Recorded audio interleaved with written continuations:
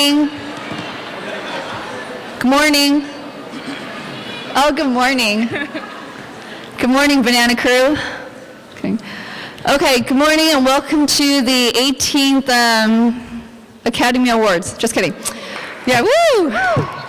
Welcome to the 18th All School Day. Woo! Okay. Just to kind of wake everyone up, I know everyone's kind of slowly coming in. Hope you guys all had a yummy breakfast, yes? No. No? Okay, well, too bad. There was a yummy breakfast. If you missed out, then you missed out. Okay, so we'll kind of do a class roll call really fast. Or just kidding, I'm not doing that. I'm doing the academic roll call. Okay, San Diego. Skirball. Skirball, really? Come on, Skirball. Can we hear Skirball again? All right, okay. Orange County. I love Orange County. I love everyone, actually. Okay, and UPC. UPC is a bunch of cheaters, man. You guys got so many people. Okay, cool. Everyone awake now? No? Okay, well, here's Moral. That was Esther, by the way. I don't know if she introduced herself. Oh, I didn't. Okay. How are you guys doing tonight? Today? This morning? It's been a long morning. Okay, we're gonna separate ourselves and identify ourselves again too. Class of 2010, we have 100 days? 99 days. We have 99 days. So class of 2010. Class of 2011. All right, class of 2012. Part-time students, 3 years in the program, it took us a while. 2013. Woohoo! Yeah, we got one. So we're here for All School Day. This is the Dean and Dr. Short will get into why we're here and the beauty of this event. It's going to be a very informative event. As you guys can see, there's microphones. Stage right. Hold on, I'm going to do my airline impression. There's one here, one there, one up there, and one up there. So please prepare your questions. We're going to have ample opportunity at the end. We really want to hear your feedback. The panel is a world-renowned panel about this topic. So please get your questions going and ask questions because it's very important to hear your input. And that's basically back to Esther. Okay. Hi, I'm Esther. I'll do my intro now. Okay, just to get started, I'm going to be introducing a very important and special person, Dr. Cherry Short, who will shortly be coming up here.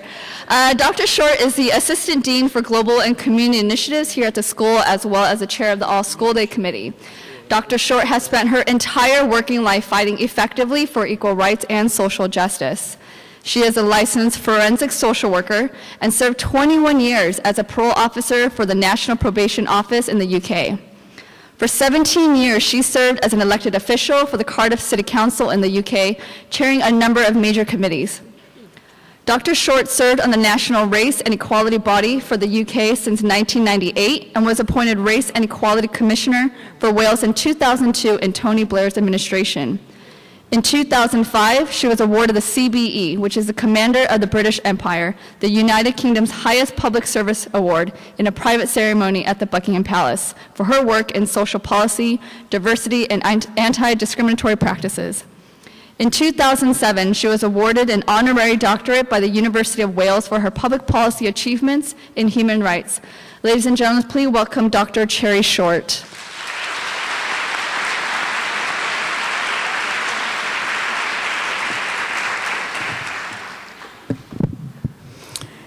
Thank you, Esther and Morale. Good morning, everyone. I'm pleased to see so many of us here today to discuss and learn about such an important topic. As Esther has stated, I am the chair of the All School Day Committee, and we're looking forward to a great morning. I'd like to thank the committee for their help in planning today. But I'd also like to thank some of the former chairs and previous committee member of the All School Day, because without their hard work, this event would not have continued. This year, All School Day will be looking at barriers to reentry, life after prison, and the difficulties that are experienced when ex-offenders are released back into the communities. We have with us some great speakers. Our keynote speaker is Supervisor Mark Wrigley-Thomas, 2nd District, and our panelists today are well-known individuals who are active in our community and who are renowned for their work in their social justice arena. There are Susan Burton, Ramona Ripston, Michael Graff-Weisner, and Dr. William Arroyo. And these are indeed tremendous people. Now, it is indeed my pleasure also to introduce to you today Dean Marilyn Flynn, who needs very little introduction, as she's well known among us. But I will say something briefly about her work as Dean. Dean Flynn has been the Dean of the USC School of Social Work since 1997, and since that time has achieved many accomplishments, such as the increase in millions of dollars in research funding under her leadership. The School of Social Work has also achieved the construction of the new Social Work Center, expanded the faculty to a historical high, and established the James E. Flynn Prize for Research. This prize carries a $20,000 honorarium. So please join me today in welcoming Dean Flynn.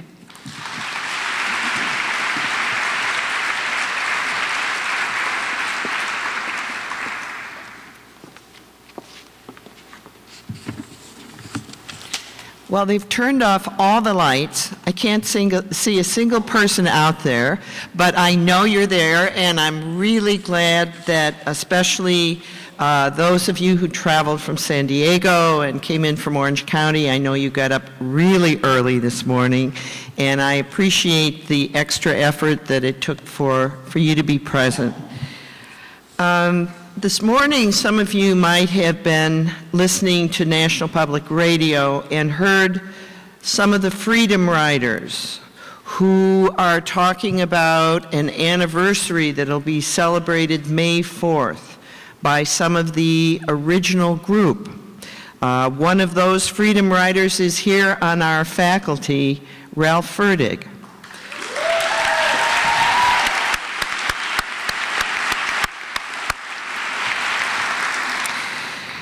I begin by mentioning that because 17 years ago there was it was a riot, it was a civil disturbance, it was an uprising.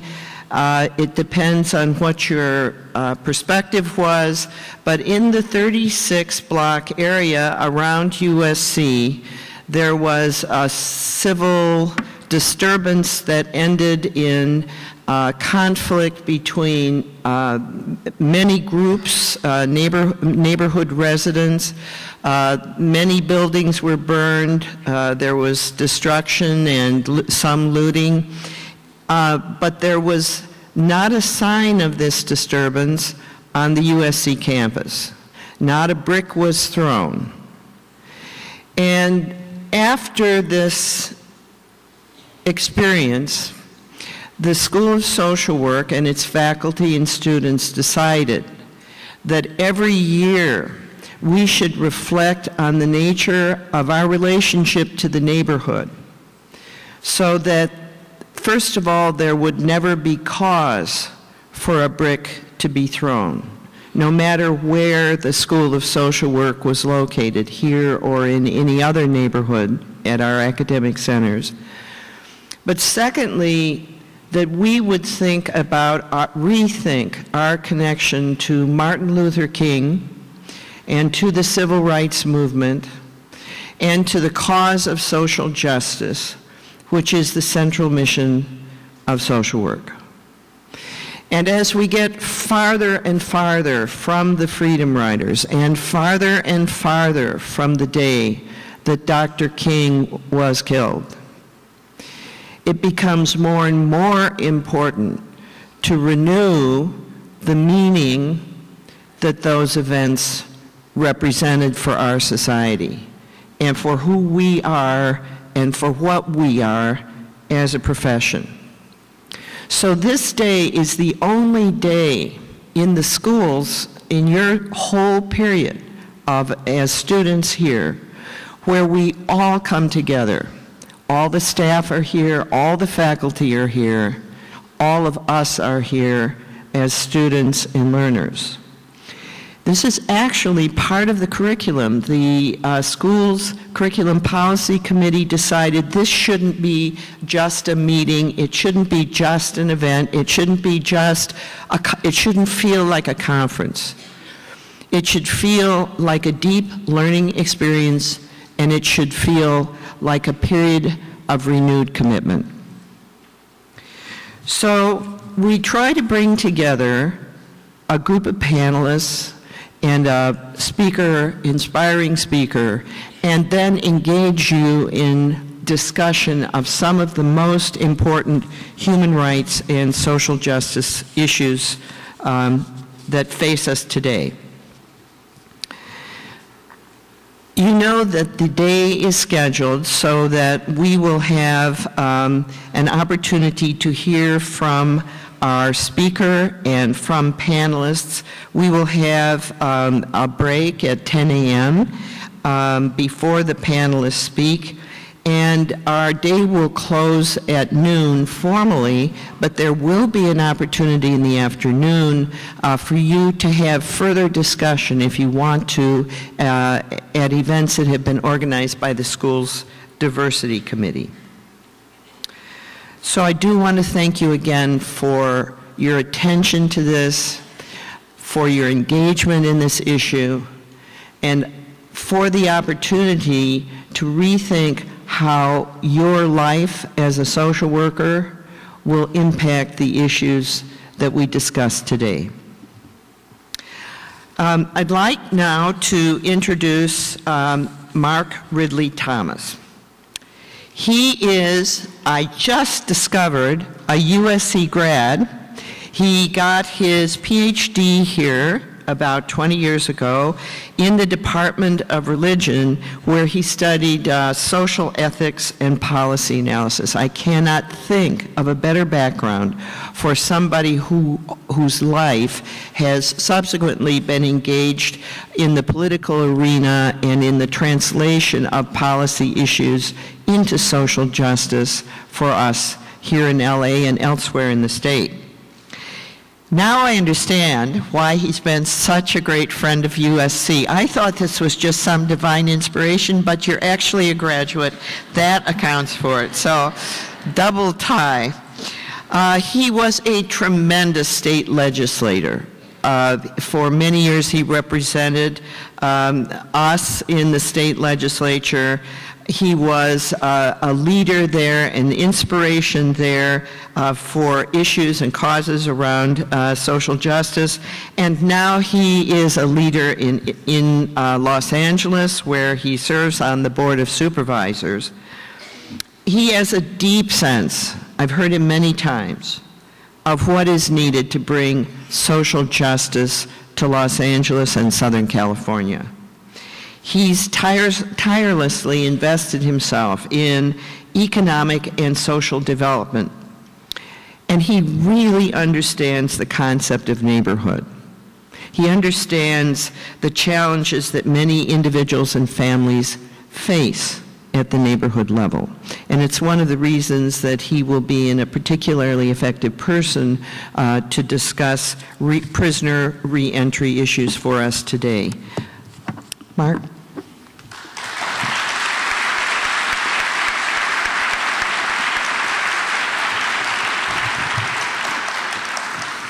Well, thank you very much, Dean Flynn. A simple question to begin my remarks today. Are there any Trojans in the house?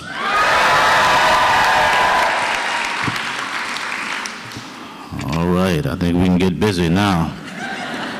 Do what we need to do. I thank you for the invitation to join you this morning to participate in this conversation on the subject of reentry.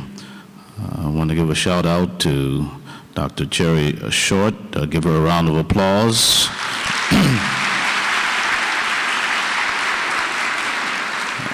And to the entirety of this stellar panel.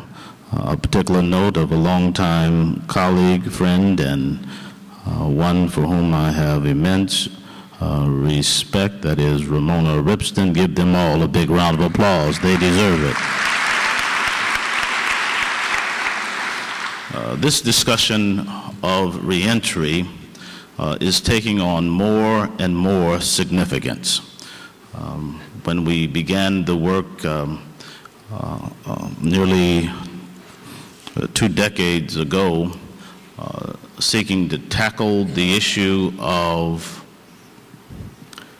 gang violence and its related maladies and those which are causal factors, we thought about it in terms of the construct of prevention, intervention, and suppression, or in some language, enforcement. Prevention, intervention, and suppression. After experimenting with programs of that sort, and we know that the prevailing use of public funds, public dollars, the dominant perspective in public policy is a public safety agenda that is deeply indebted and in many respects reliant on the suppression point of view. A lot of money in police departments and sheriff departments dedicated practically exclusively to that, but not simply exclusively, and it's been a long, hard fight to get the discussion of intervention and prevention on the table. And so the thrust of my work in public life, and even prior to that, has been to expand the public policy discussion, the social policy discussion, to, in effect, incorporate more of the discussion that focuses on prevention and intervention, obviously not to the exclusion of suppression strategies.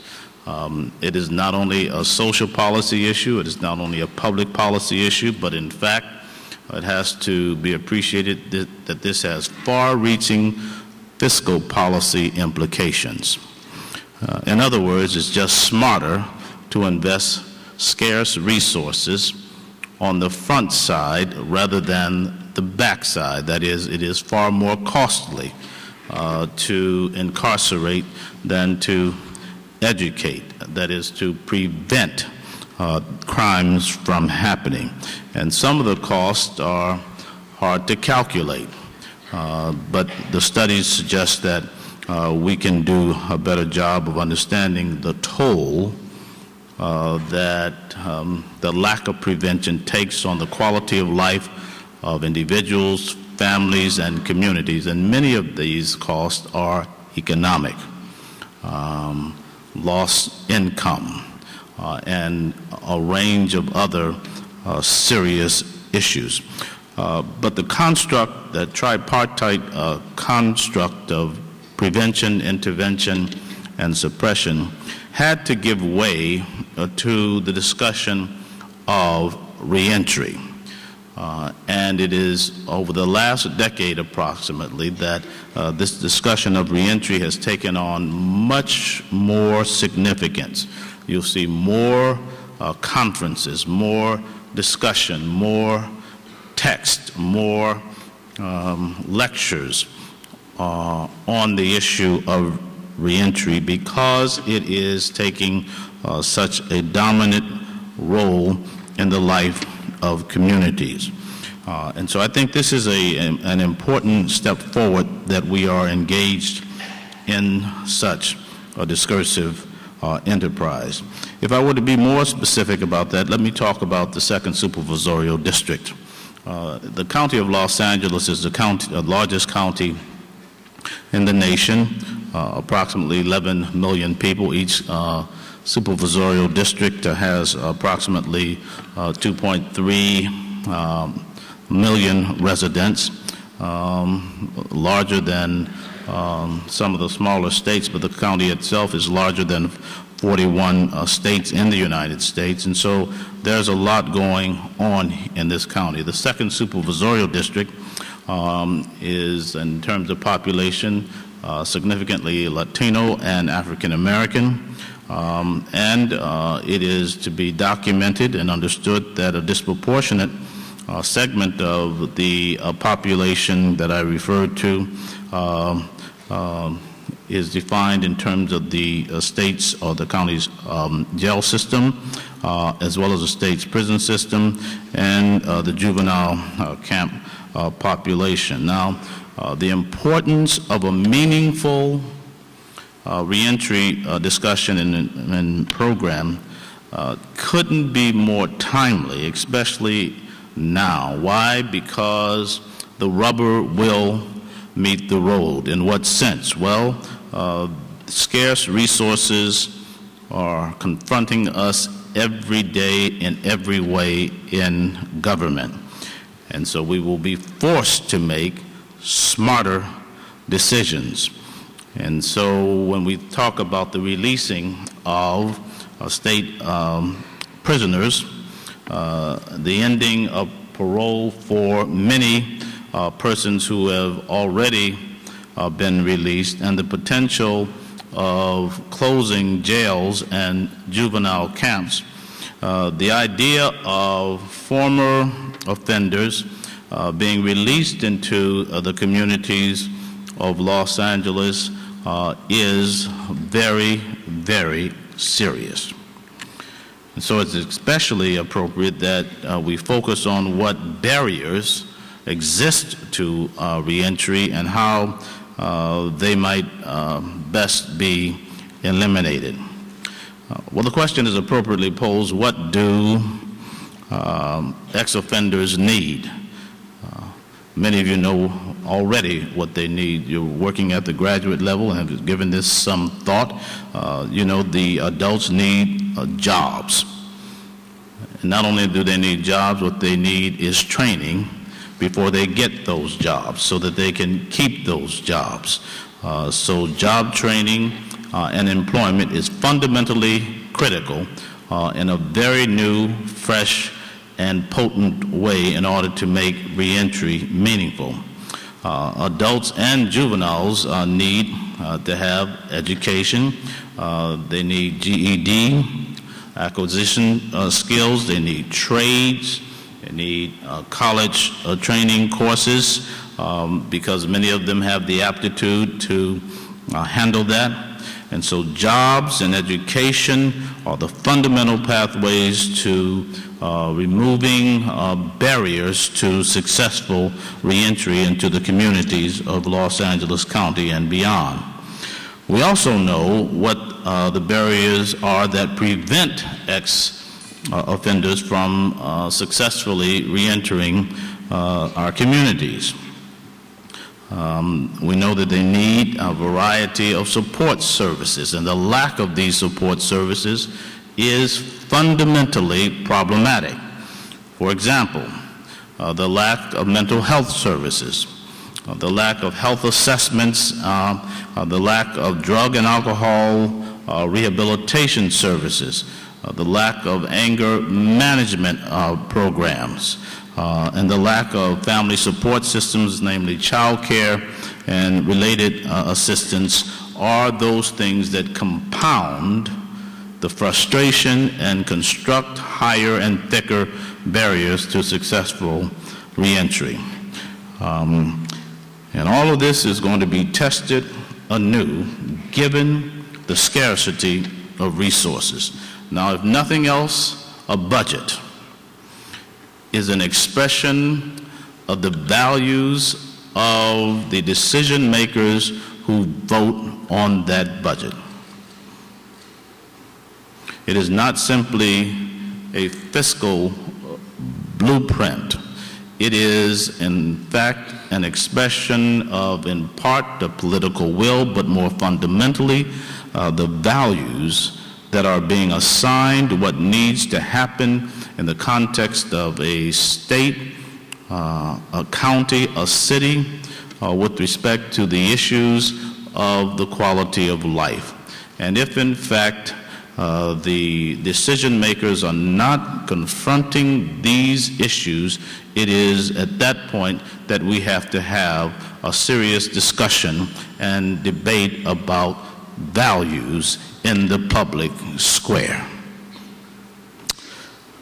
Among those that I'm most concerned about is the state of mental health services for persons in communities broadly defined. This means that in the jails and in camps, serious issues of mental health. And so the new paradigm, which is not so new, the insights of social work, had they been taken more seriously by the criminal justice system and those who dominate the public safety discussion, I suspect we would have been doing better with respect to prevention and intervention, and certainly addressing the issues of mental health. The sheriff of the County of Los Angeles tells me that Twin Towers is the largest mental health facility in the country, a jail. The chief of probation informs me that as many as 15% of the juveniles in the camps have mental illness. They're not just bad kids, they have far more serious challenges. And while these adults and minors are receiving some treatment in these facilities, what happens when they return to our communities? Very, very little, therefore compounding the issues of reentry. And we have to deal with that, especially when you consider mental health services for non-offenders in communities throughout the county. That's already a challenge by itself, but these issues with respect to release of prisoners or ex-offenders will in fact make this more of a challenge. A recent survey of high school students indicated that up to approximately 53% of those surveyed exhibited symptoms of depression. And those that did not begin to address that question manifested behaviors related to post-traumatic stress disorder. And what is this about? They make the clear point that these youngsters are trying to navigate and negotiate travel between rival gangs and the like. And if the question was raised, why am I spending my time on school health centers, as is indicated in the biography in your program, it is because we have learned of the 147 school health centers in the state of California, approximately a third of which are in the county of Los Angeles. When you index what these youngsters are going there for, it's not for STDs, it's not for upper respiratory related issues, it's not for ENT, etc. It's straight ahead 50%, somewhere between 40 and 60 for mental health services. And so we have real challenges here that have to be confronted. It's all about the quality of life. A second question that I want to pose is how we best deliver these services in an effective and efficient manner. It has to be effective, it has to be efficient, but fundamentally it has to be equitable. And how we coordinate and communicate between governmental entities, community-based organizations, and correctional institutions who are responsible for delivering these services. Well, in the county, we are experimenting with some of these programs. An example would be a day reporting center, a probation program for young adults, to a facility with a full panoply of services, the services that I referred to earlier, located at the center so persons on probation can have access to a gamut of services in one location. You know, if you don't have transportation in Los Angeles, trying to get from one place to the next to get what you need will frustrate you all over again, and you would wish to be back in prison as a result of that. Yes, that was intended to be funny. So, you know, job training, building resumes, training for interviews, all these are practical things that need to be done, so you can get that in one place. And then we have a pilot program that deals with a multi-agency task force to evaluate the services needed by juveniles who are returning into the community from juvenile camps. This program is where county departments, including probation, the Department of Public and Social Services, Department of Mental Health, the Department of Health, Department of, well, just many departments come together to focus on that minor in such a way that he or she gets more of what they ought to be getting in order to succeed as a result of being back in their communities to help them become productive. And we're learning that not only do minors need the assistance and services, but in most instances their parents need the services that many of the minors are seeking in order for them to experience success. Now, the county is hardly without fault, and I suspect that Ramona will make reference to the fact that advocates sometimes have to get the county's attention to do what they ought to be doing. So the ACLU most recently got the county's attention in a way that the ACLU does. They sued. And I'll leave it at that, so I won't be accused of speaking out of turn and violating the tenets of closed session and end up disqualifying myself from voting. I won't do that. But if you read between the lines, I already said that I love Ramona Ripston, so we'll just leave it at that. Community-based organizations and programs are important. An example, Homeboy Industries. How many of you know about Homeboy Industries?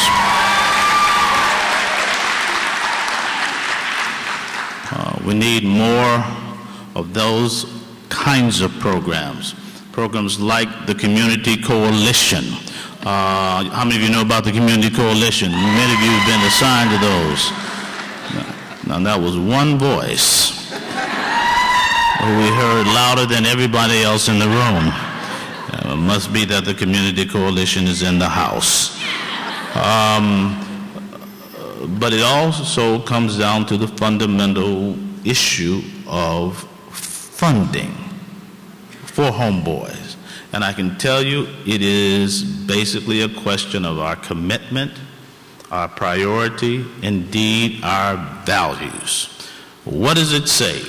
That organizations, community-based organizations that are indigenous to the communities in which many of these young people will return and where they live, can't get the support of their partners and government to make sure that the issues that need to be addressed are addressed. It says something when we don't use our resources to undergird these community-based organizations to help government fulfill its commitment to provide for the well-being of its constituents. That's the job that we need to be about.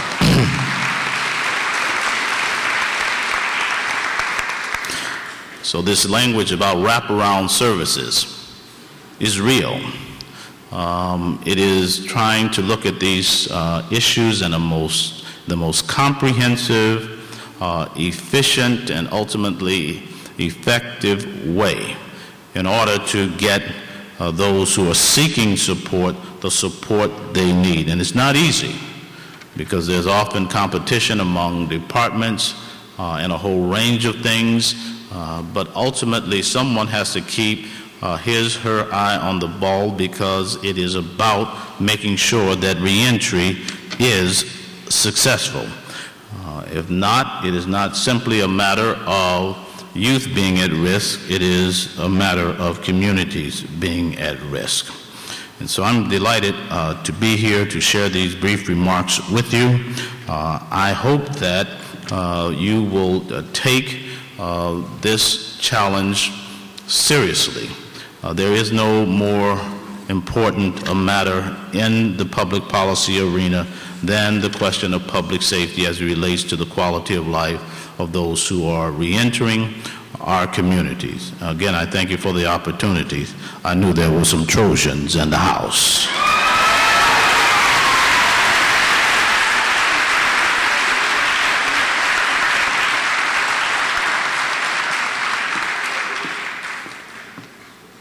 Okay, Supervisor Mark Thomas will take some questions.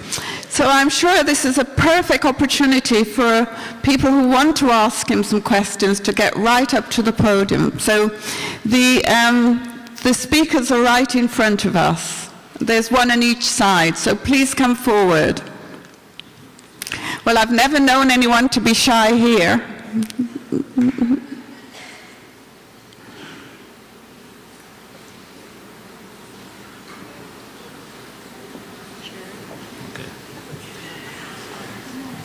Is it on? I don't know that her mic is on. Try again. Good morning. There you go. Good morning, Supervisor Thomas. It's really good to see you and to hear you. Thank you for being, here and available. Yeah. So my question, I heard you talking about some of the services that people needed coming home, and I agree with you. But there was an area that I didn't hear, and that was housing. Right.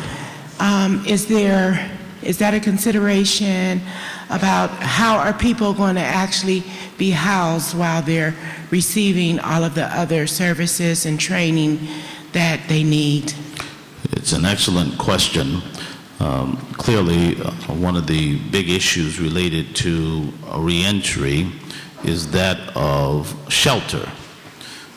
And I believe that the Universal Declaration of Human Rights is a sufficient guide for us in the context of democracy to provide shelter for the citizenry. And to the extent that that is the case, we have to take the question of homelessness very, very serious. And so the correlation between reentry and homelessness is clearly high. The key for dealing with that, I think, in terms of dollars, because that's what it all comes down to in the final analysis, is Proposition 63, the Mental Services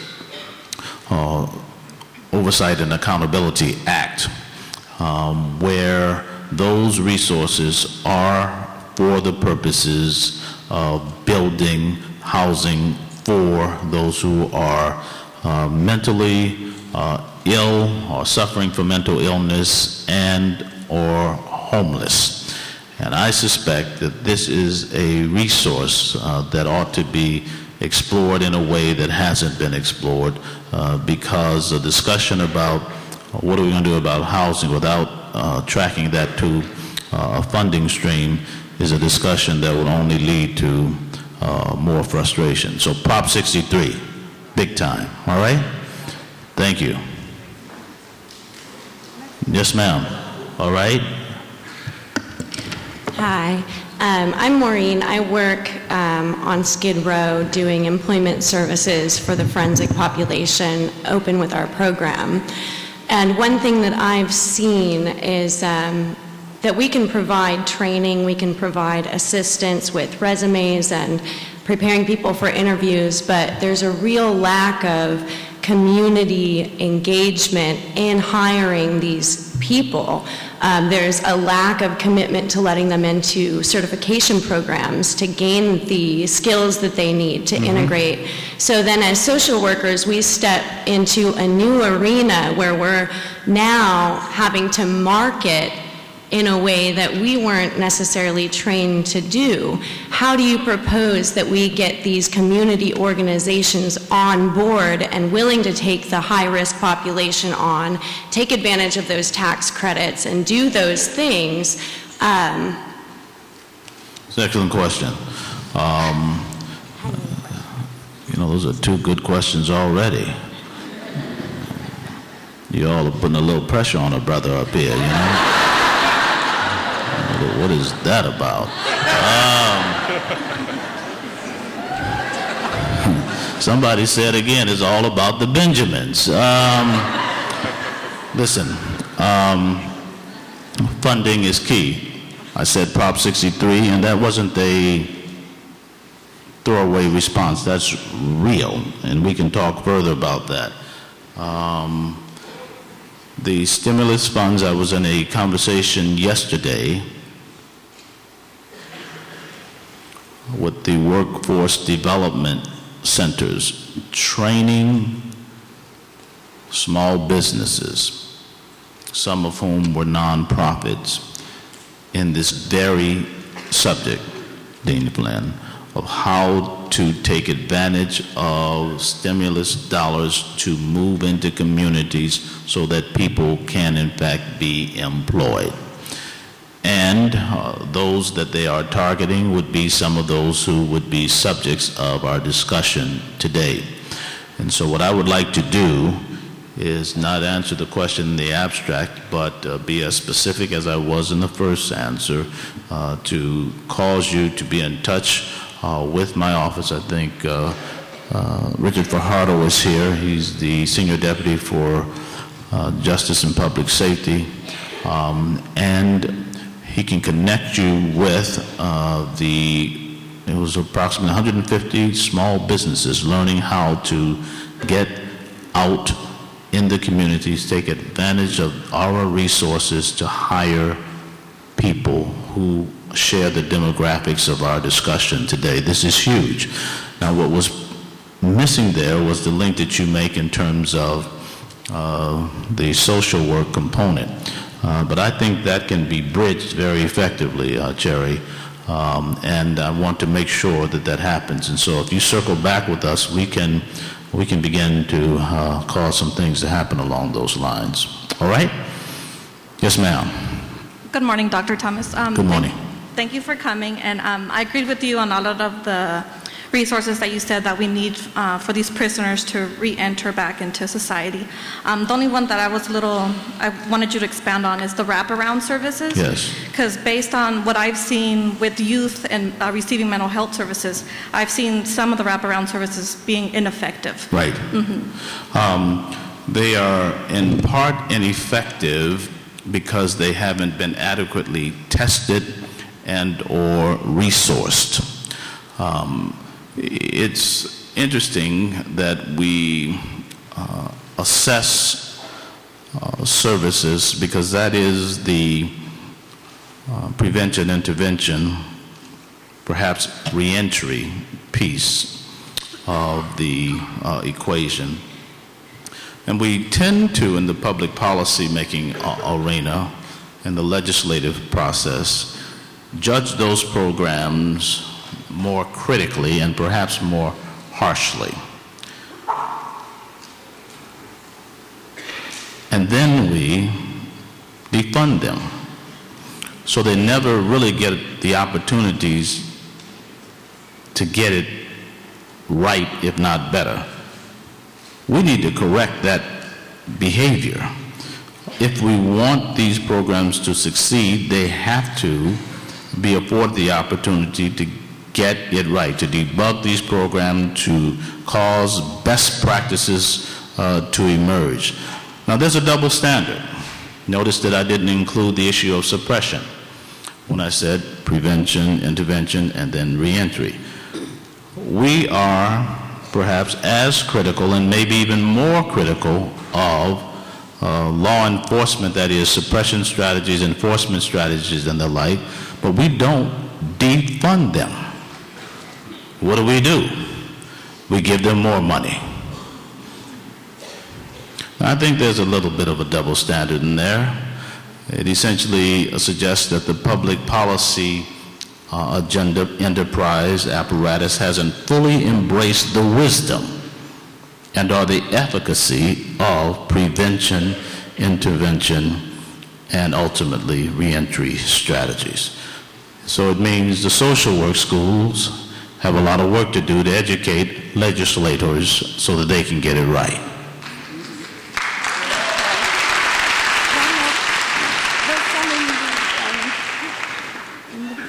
Hello, Supervisor Thomas. These are questions from high up above. Hi. So you right want up to play here, like right up that? here. It's no fair if I can't see you. I'm here. I'm Ron Astor. I'm a faculty member. Okay. I have a question regarding the schools. Much about what we know in terms of the reentry process. We know that many of people who end up in prison have actually gone through the youth authority many, many times, and this is not, in fact, their first reentry. Sometimes this is their third or fourth or fifth reentry, and some would argue being primed through the youth authority.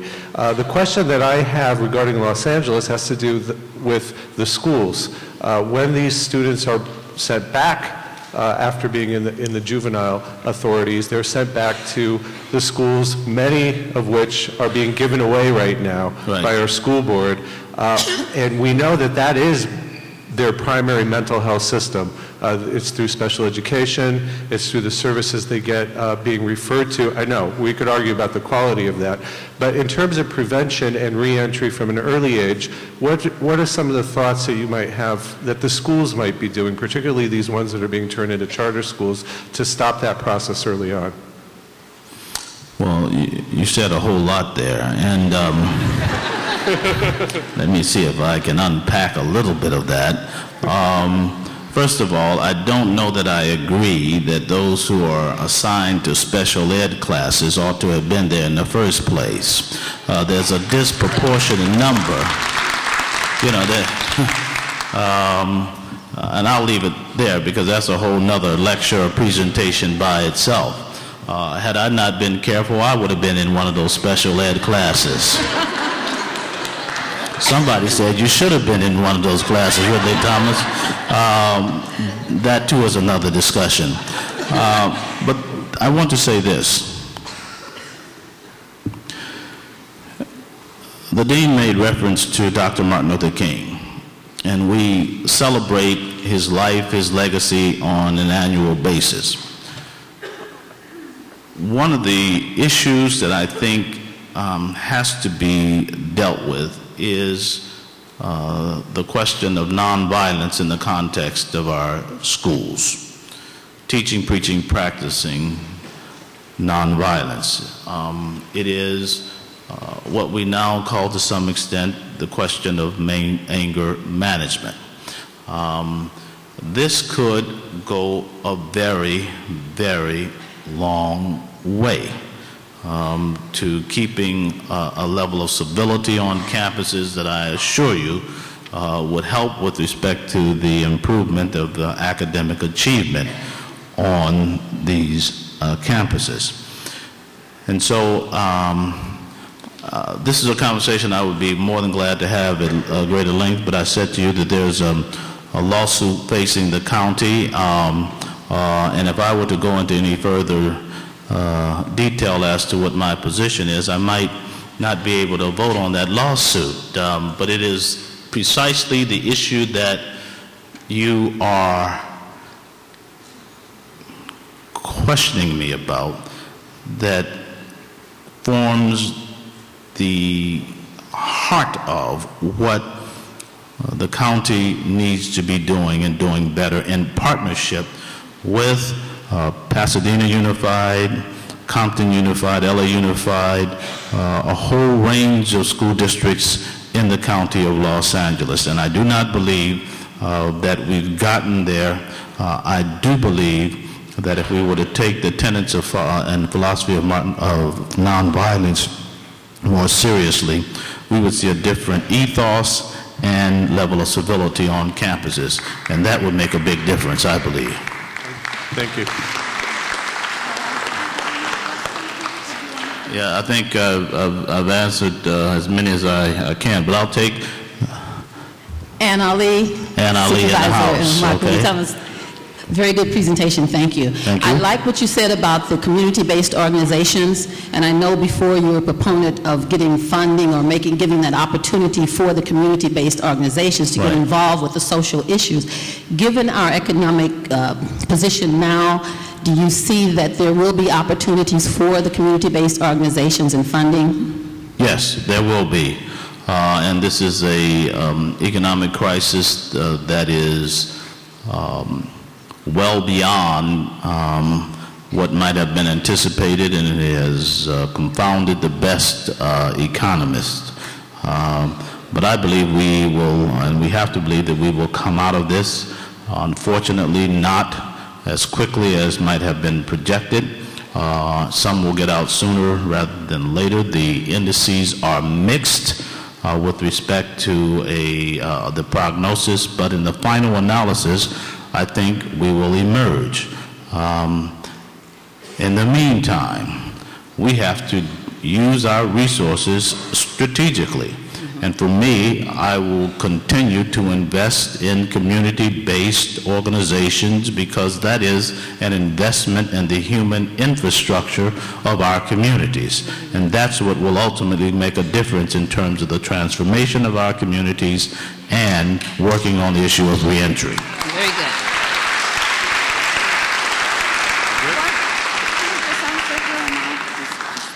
All right, one final question. All right, thank you for answering my question and taking the time. Yes, ma'am. What I'm seeing, I actually intern at Patton State Hospital where we work with mentally ill violent offenders. And What hospital? Patton State Hospital. Patton State Hospital. I just want to know the name. Yeah. Yeah. Are you going to follow me there? No. Okay. I'll make it my business to avoid it. Go ahead. Well, that actually is kind of one of the problems, but what my question is... Thanks so much.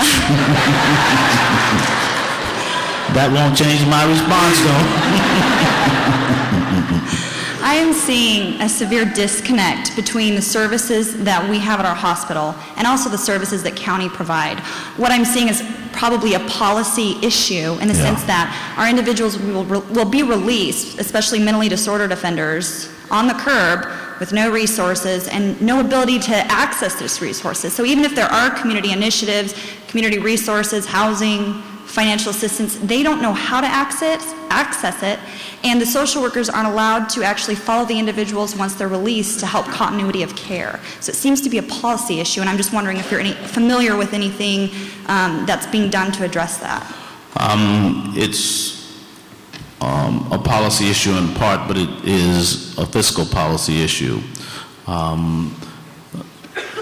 It reduces itself to the resources to do the best possible job that you can. Most of public policy is utilitarian in nature, the greatest good for the greatest number.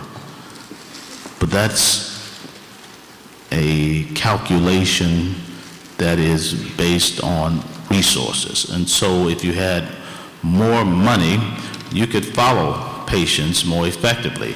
Now, there's a huge discussion, and it's political in nature. You've heard this phrase, waste, fraud, and abuse. If there wasn't so much waste in government, if there wasn't so much fraud, if there wasn't so much abuse, we could do a better job. Well, I was a part of an effort to chase down the waste, fraud, and abuse in the state of California in its respective areas of work. And what you're describing in large measure is a state function in terms of health and how it's funded, and its resources move to the counties, which are essentially subdivisions of the state.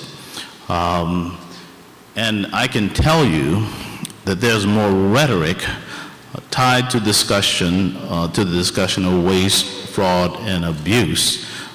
It is highly rhetorical and ideological, and it is launched by those who want to shrink government. Now, if you shrink government, the question has to be posed, who then will provide for those patients to whom you refer? it has to happen, in my mind, in partnership with private sector entities, many of which are nonprofit and the like. And so what you're really talking about is, in my mind, I believe, a resource question. Is there enough money to do what you're talking about doing, or do we have the right perspective to even do it? And I've been party to any number of significant discussions about the very issues that you are addressing, and hospitals have been sanctioned by appropriate entities for placing people out on the curb. And we've heard those stories. But if they don't do that, they argue, is that their emergency rooms and their census is then congested, and so that when you show up to get your health care, there's no room in the inn. So these are very, very tough questions. And that's why the issue of health reform gets to be so complicated in terms of how it's resolved. And so I take seriously the point that you make. I've tried to respond to it as honestly as we can, and don't think that my honesty in any way suggests that we shouldn't continue to work at solutions. Thank you very much. We appreciate the opportunity. Thank you.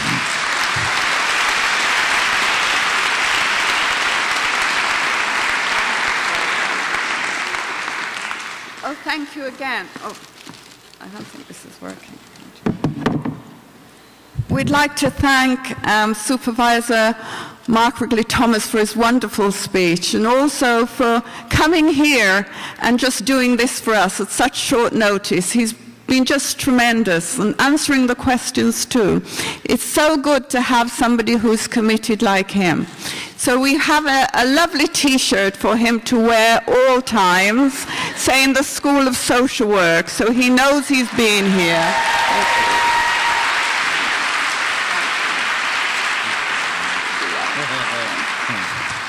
And just make note for all those who are documenting that this is well within the ethics ordinance. It's below the gift limit. Thank you very much.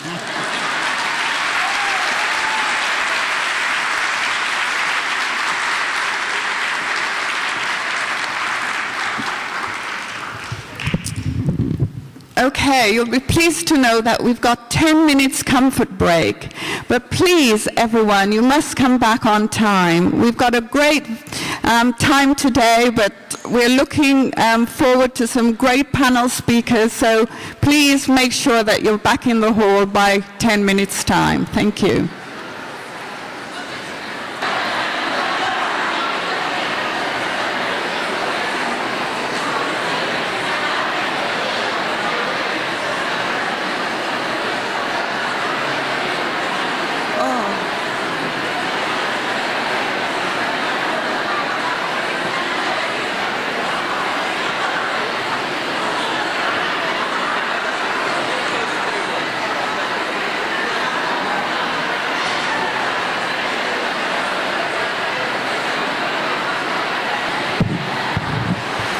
Okay, everyone, do you think everybody could come in and sit down? Thank you.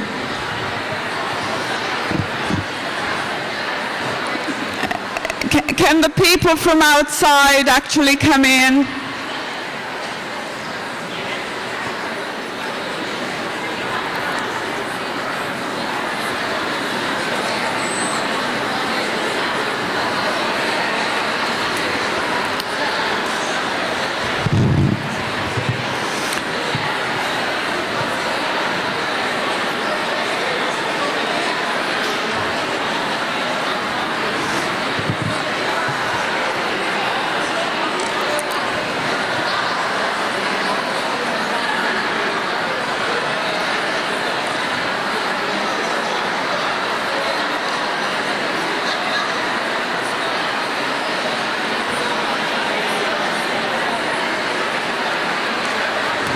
Okay, everyone, we're about to start.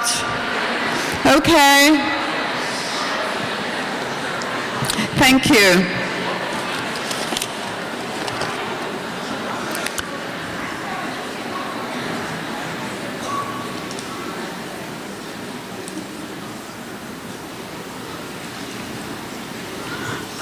Okay, thank you very much.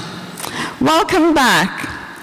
Today, as you know, we're looking at barriers to reentry. We know that prison reentry is the transition from life in jail or prison to life in the community. We also know that some state policy hinders reentry and reintegration, such as the ban on public housing, student loan, welfare assistance for people with drug convictions, the stigma, the shame, the discrimination of being incarcerated, and of course, the list goes on and on. We have a great panel with us today that will be sharing with us some of their experiences in dealing with ex-offenders and how they have worked in their various different fields to help this group of people make a more successful transition. Each individual will speak for about 5 minutes about their field, and at the end of all their presentation, we will be opening the floor for questions. So please have your questions ready. First, I'd like to introduce you to Susan Burton. Susan is the founder and executive director of the New Way of Life Reentry Project. She has first-hand experience of how the system works, or not, as the case may be. So please welcome Susan.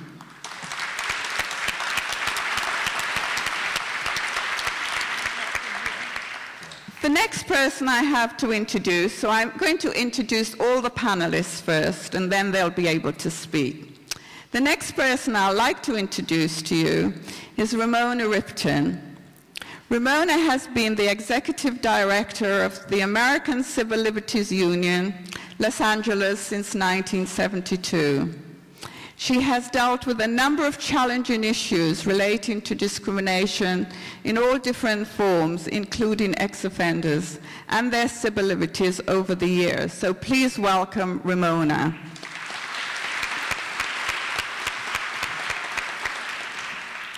And the next speaker is Michael Graff-Weisner, the Vice President of Programs and Government Relations for Chrysalis, a non-profit organization that helps ex-offenders find jobs in the community. So please welcome Michael.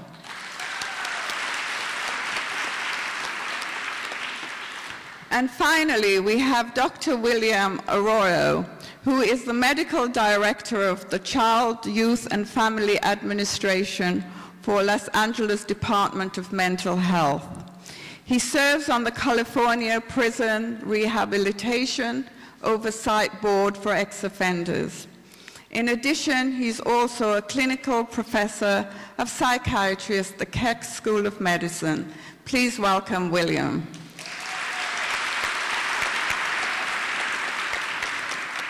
We will now start with Susan. Thank you. Thank you, and good morning, everyone. So I better get started. 5 minutes goes pretty quickly. Tell you a little bit about myself. I was born in Los Angeles, had 2 children. One of my children was killed. I drank, I used drugs, and I went to prison. My son was accidentally killed by a policeman. I went to prison not 1 time, but 6 times, in and out, always coming back to the community of South LA, trying to make it, swore I was gonna make it, but never actually making it because there was no safe place to go. When you leave prison, you get off a bus downtown Los Angeles, $200, no ID, no social security card, re-traumatized with the prison experience. You know, you have no privileges, no choices, no decision-making capabilities for however the length of time you're in prison, and the day you release, they're all given back to you. So I got $1.40, I'm downtown, and you know, people are hanging out, people are saying, come, you know, here, come there, and I end up getting caught up every time, over and over and over again, until 1996 when I was given opportunity to go into a drug treatment facility. I went there, I stayed 100 days, and I got on the path of healing, addressing childhood trauma, addressing the grief and the loss of my son, addressing the addiction. And, you know, I was like on my merry way, and I thought, dog, this is so much more humane. So much better for me, for the community, for everyone. And I thought of all the women just like me, maybe not the same exact experience, but similar experiences that led them to drugs and alcohol, who came back to South LA and had nowhere to go. And I was able to get a small house, and this was 1996. My last prison term, my last prison term, I was released in 96. This was 1998 when I got in this house. I worked for a while, got a house, wanted to be certified as a nurse because I was working with seniors. They told me I couldn't be a nurse with the horrible criminal history that I had. Nonetheless, all of my arrests was for substance abuse, having a controlled substance, but nonetheless, a horrible criminal past. So I got this house, and I began to invite women into that house, and we all began to recover together, and I incorporated, and we became a full-fledged nonprofit, a New Way of Life Reentry project. You know, when I began this journey, I really thought it was all me. I thought something was terribly wrong with me. And what I found out, it's not something's terribly wrong with me. It's something wrong when we send people to prison for a drug addiction. It's something wrong when women go, they lose their children, they lose their place, they lose their direction, they're, you know, literally tortured there. I got angry, and I said, I'm gonna do something about it. I watched women unable to get employment, unable to get food stamps, unable to go back to, unable to get a bus pass, unable to eat. And I said, this is, you know, this is terrible. So Gretchen Heidemann came to work with us, and she's in the School of Social Work, and she drafted a resolution for us, and we took that resolution before the Board of Supervisors, and the resolution simply asked them to reposition the box that says, have you ever been convicted? You know, what we know, what we feel is that once you check a box, your application does not go anywhere. And people need a fair opportunity to get employment. If they have the skills they need, you know, should be looked at just like the next person. I watched people unable to go back and live with their family because they were in public housing. I just watched all of this rampant discrimination that happens to people who have been convicted. And, you know, it's, you know, I wonder, when I think about my dad, and I think about my mom, and I think about the old days when they couldn't eat at the lunch counter, and they couldn't go to a certain school, and they couldn't do certain things, and I wonder, did my mom and dad feel like I feel, and still continue to feel when I go somewhere and I have to check the box, and you know, there goes the eye contact, you know, there goes Miss Burton, Miss Burton, you know, so, you know, to just tell you, I'm gonna sum it up right here. My sister-in-law gave birth to a child 4 years ago. The child had drugs in its system. The mother called me and said, will you come and get the baby? I know the baby will be good and safe with you. And I get to the hospital, and the social worker says, you must go get life scanned. And if you have a criminal history, you cannot take the baby with you. And I said, well, I have a certificate of rehabilitation too. The courts have certified me. The same court that sentenced me has certified me rehabilitated. And now we have 5 houses, and we've helped over 400 women, and we reunite them with their children. And I can't get my nephew out of custody of DCFS, and he told me no. I could have with a fight. You know, and I guess I just can't get tired of fighting. And I hope that you all will join in the fight and not get tired of fighting too. By the way, we did not pass that fair employment resolution. Yvonne Birthway championed it. Yvonne Birthway Burke championed it. And we're still pushing and talking with our Board of Supervisors trying to get it to happen, but it hasn't happened yet. So I guess that concludes my talk. Oh, thank you.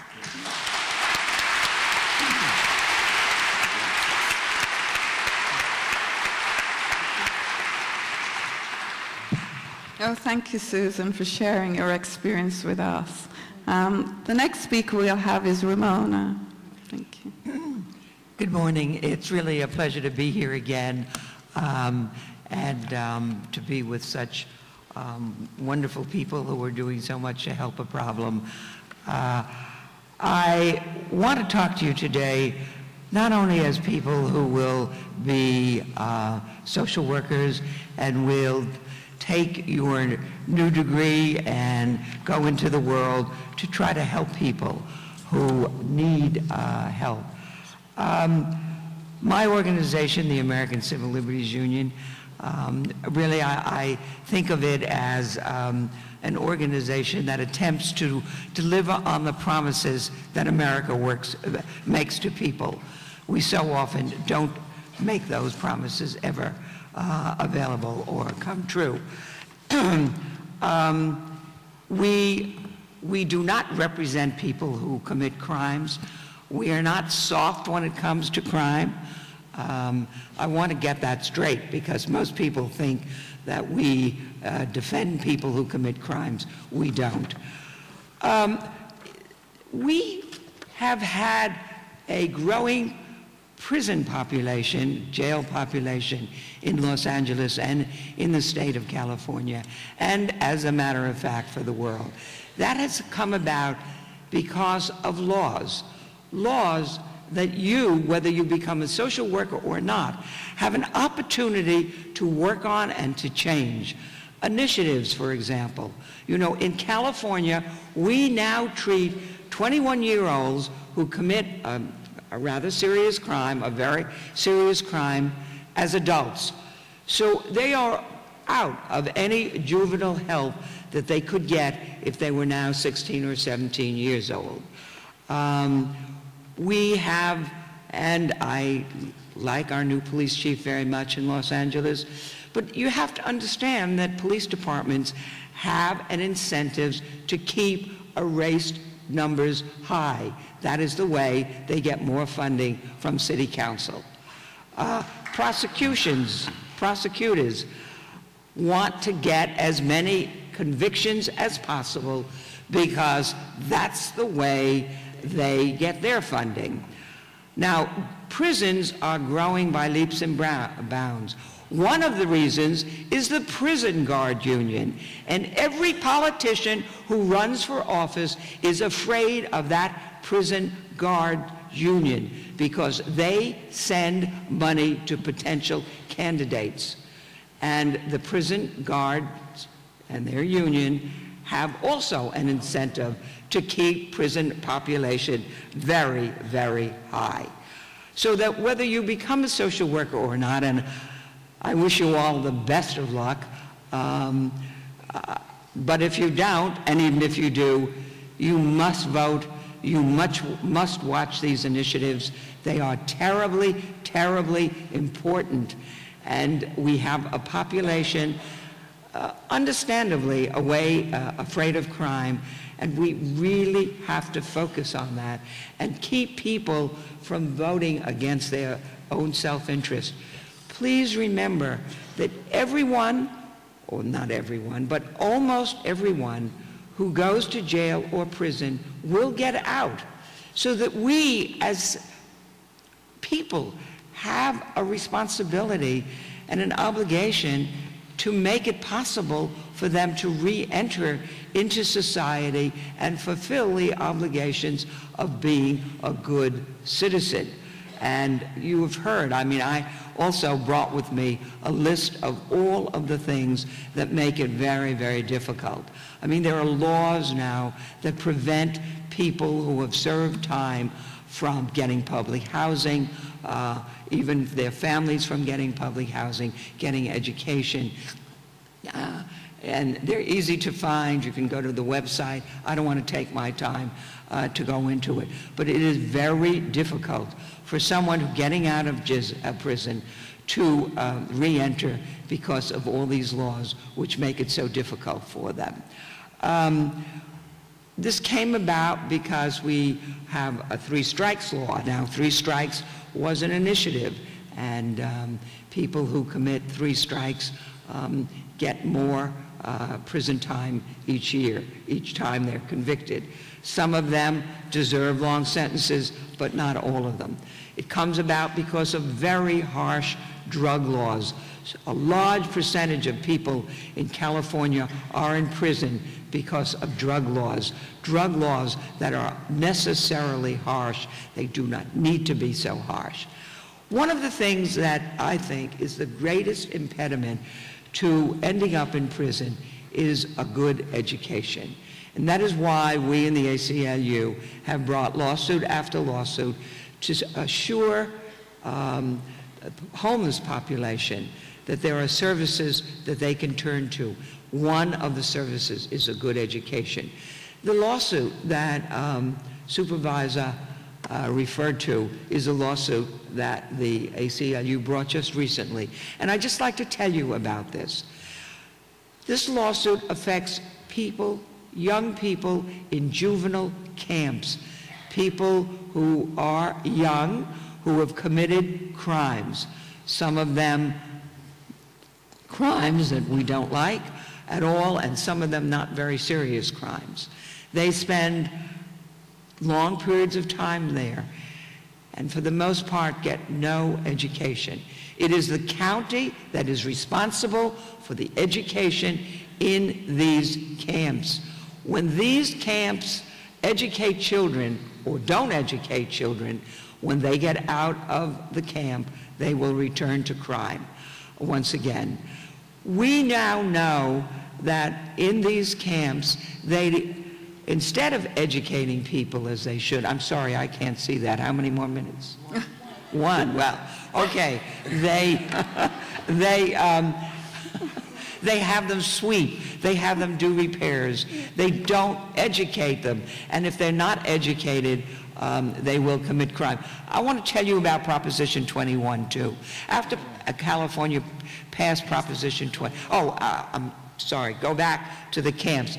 But they give these young people graduation certificates, which means that they have a certificate that says they can read and write, but they can't read and write because nobody's ever taught them to read or write. The same is true of Proposition 21. When we passed that, I went down to the county jail because we monitor conditions there to see how these young people were doing. And I will admit to you, they were all big guys, you know. They looked like they were more than 16 or 17, and most of them had done pretty severe crimes. However, when I spoke to the man who was supposed to be taking care of them and giving them some education, he told me that these students, these inmates now, read at a 3rd grade level, yet some of them had certificates which said that they graduated from high school. I mean, we are not treating people in prison or in camps properly, and we have to change that. And to close, I just want to tell you about 2 experiences I personally have had. About 5 years ago, my longtime secretary retired, and I needed a secretary. Lots of applications. I looked at these applications. There was one from a woman who said, I've just spent 2.5 years in CIW, California Institute for Women. I was hooked on cocaine. I had been in the television industry. I did very well there. I am a very good secretary. I've just gotten out. I need a job. I said to the people who were helping me, let's bring her in. I talked to her. What happened to her is she was working. She was a very effective person. She did get hooked on cocaine. She cashed a couple of bad checks. She got picked up in a bank cashing a bad check so she could buy cocaine. She also had cocaine on her. She got 2.5 years in CIW, and that didn't do much for her. I liked her. She seemed sincere. I hired her. She worked for me for 3 years. 3 years. The end of 3 years, she said to me, Ramona, you know, living in Los Angeles is very expensive for me. I love the opportunity you've given me.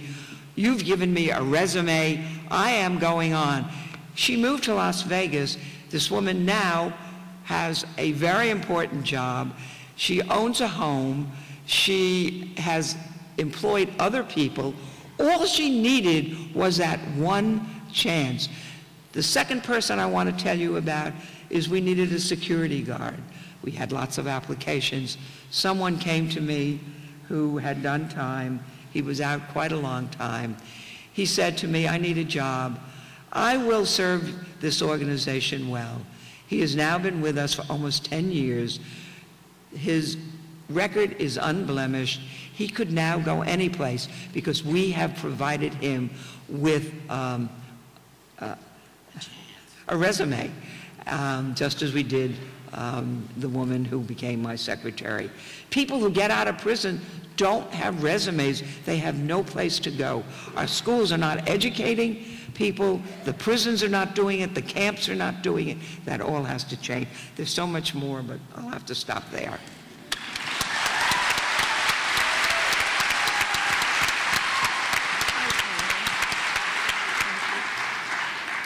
Don't forget, you'll be able to ask our panelists questions, so get your questions ready.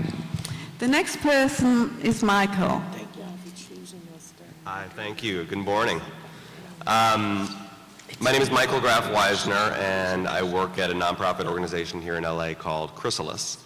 And at first I have to thank Dr. Short and all of you for putting this issue on the table and taking the time to really talk about it. I think it deserves this day and more.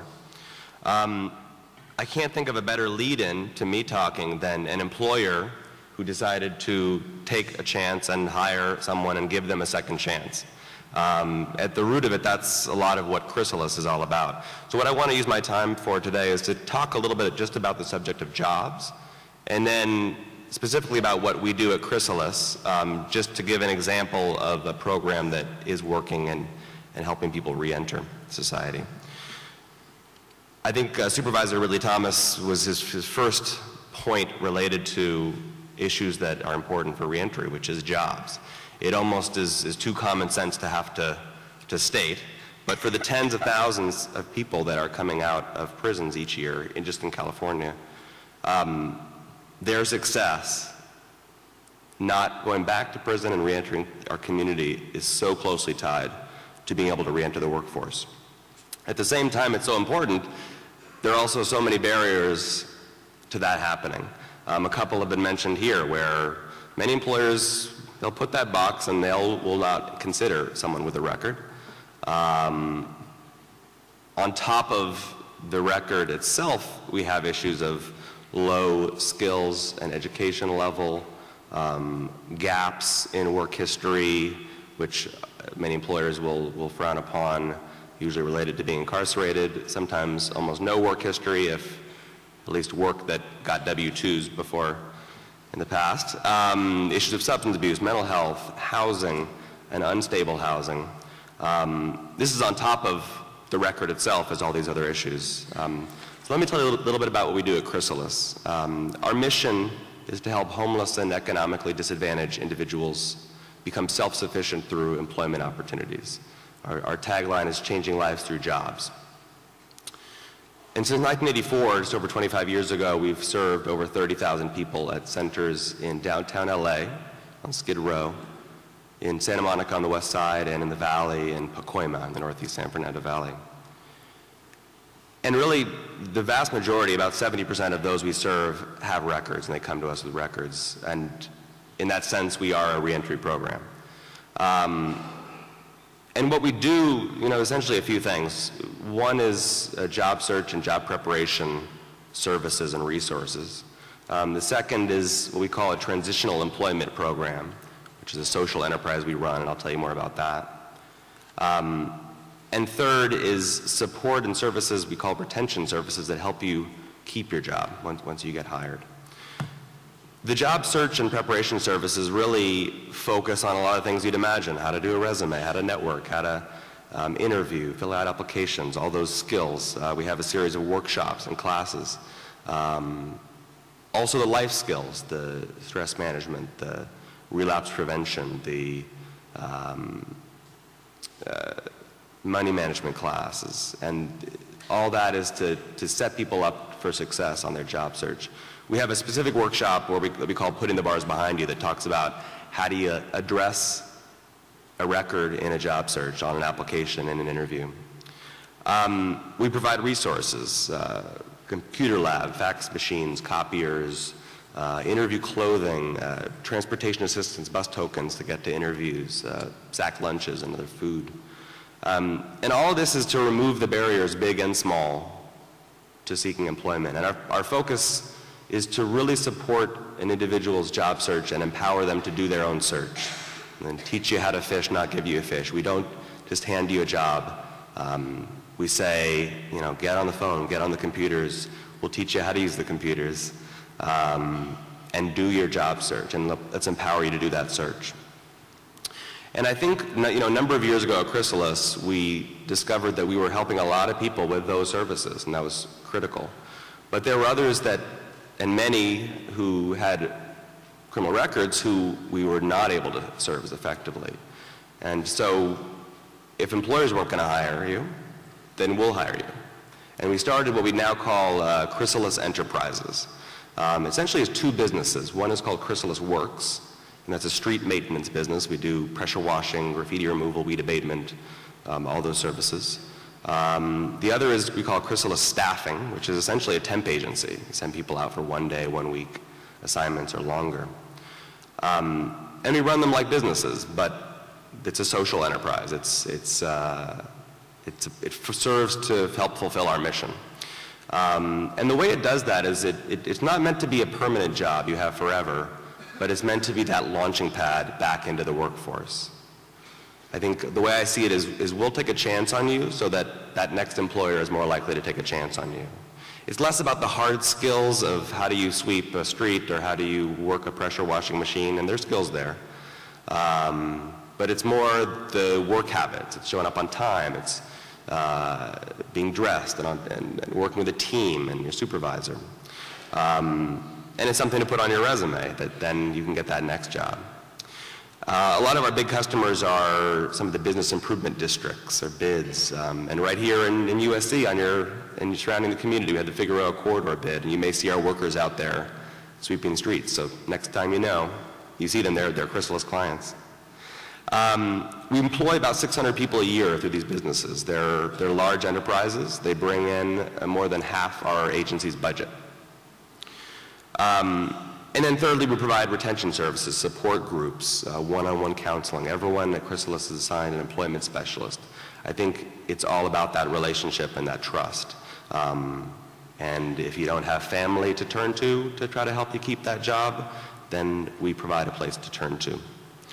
And, I was trying to think of what are the key things that related to reentry that make our program work. We still have all the same barriers and frustrations around it being tough for someone with a record to get back to work. I think some of what we do is really focused on building and strengthening self-esteem. I talked about empowerment. I talked about individuals that felt like a lot of people come into Chrysalis on day one and we hear it every day. No one's going to hire me. I have a record.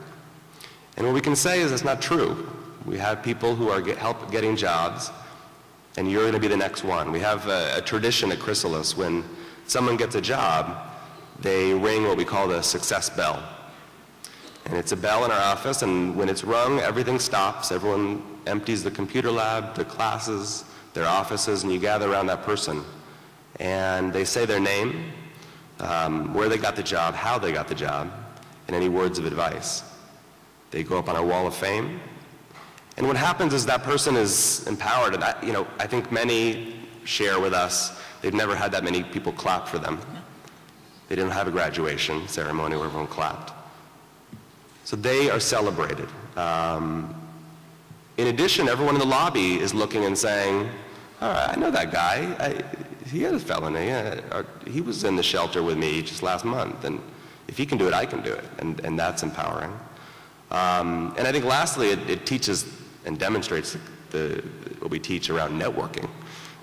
Almost every time the person who rings the bell says, yeah, I just got a job at blank company, and they're still hiring.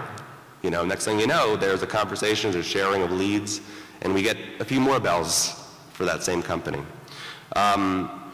It's one tradition, but I think it's part of what, is coupled with skills like how to, on that application, be honest and say you have that felony, but say we'll discuss an interview, we advise clients to say. It's all about getting the interview. Once you get the interview, you can convince that employer to take a chance on you, to hire you. And those job search tips matter. I'm wrapping up. But so does the feeling of empowerment and trust and support and community. And I think the other key, which has made us be able to do what we do, is this transitional job speech, which I can go into more detail about, is, for those that, it is really challenging to have someone hired. If you've been in prison for years and years, come work for us. It may be for 3 months, 6 months, 9 months, but then you have something on your resume. When you go into an interview, you can say, I currently work at Chrysalis Enterprises. You can call my supervisor for reference. I'll do a great job for you, and you're much more likely to get hired. So I'll wrap up there, but look forward to your questions.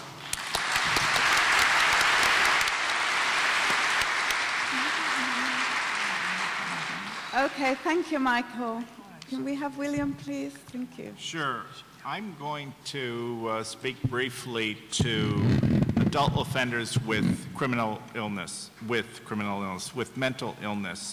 I'm going to give you a little bit of data with respect to this issue, identify some of the key challenges, and identify just very generally some possible solutions.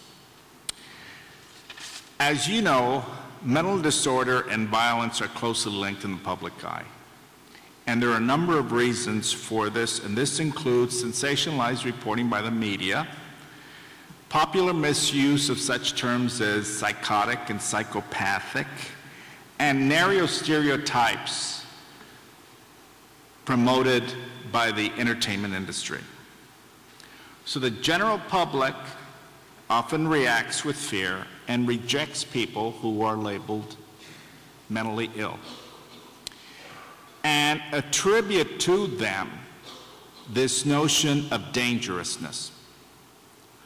Of all the criminal violent acts committed in the U.S. on an annual basis, research indicates that only 3 to 4% of violent acts are committed by a person with a mental illness. 97% of violent acts are committed by people who don't have a mental illness. The National Institute of Justice estimates that approximately 17% of all adults in jails and prisons across the country have a serious mental illness. Now that's 3 to 6 times the rate among the general population. The prevalence rate among men is 14%, and a little bit more than twice that amount among women. If these rates are applied across the 13 million jail admissions nationally, we learned that there are approximately 2 million bookings of a person with a serious mental illness occurring every year. The most common diagnostic categories among this population of serious mental illness include schizophrenia, bipolar disorder, and major depression. In addition, 72% of these individuals have a co-occurring substance use problem. A minority of these individuals report ever receiving treatment while incarcerated. About a third of males and a quarter of females, despite the fact that treatment works and despite the fact that health care is an entitlement in institutions.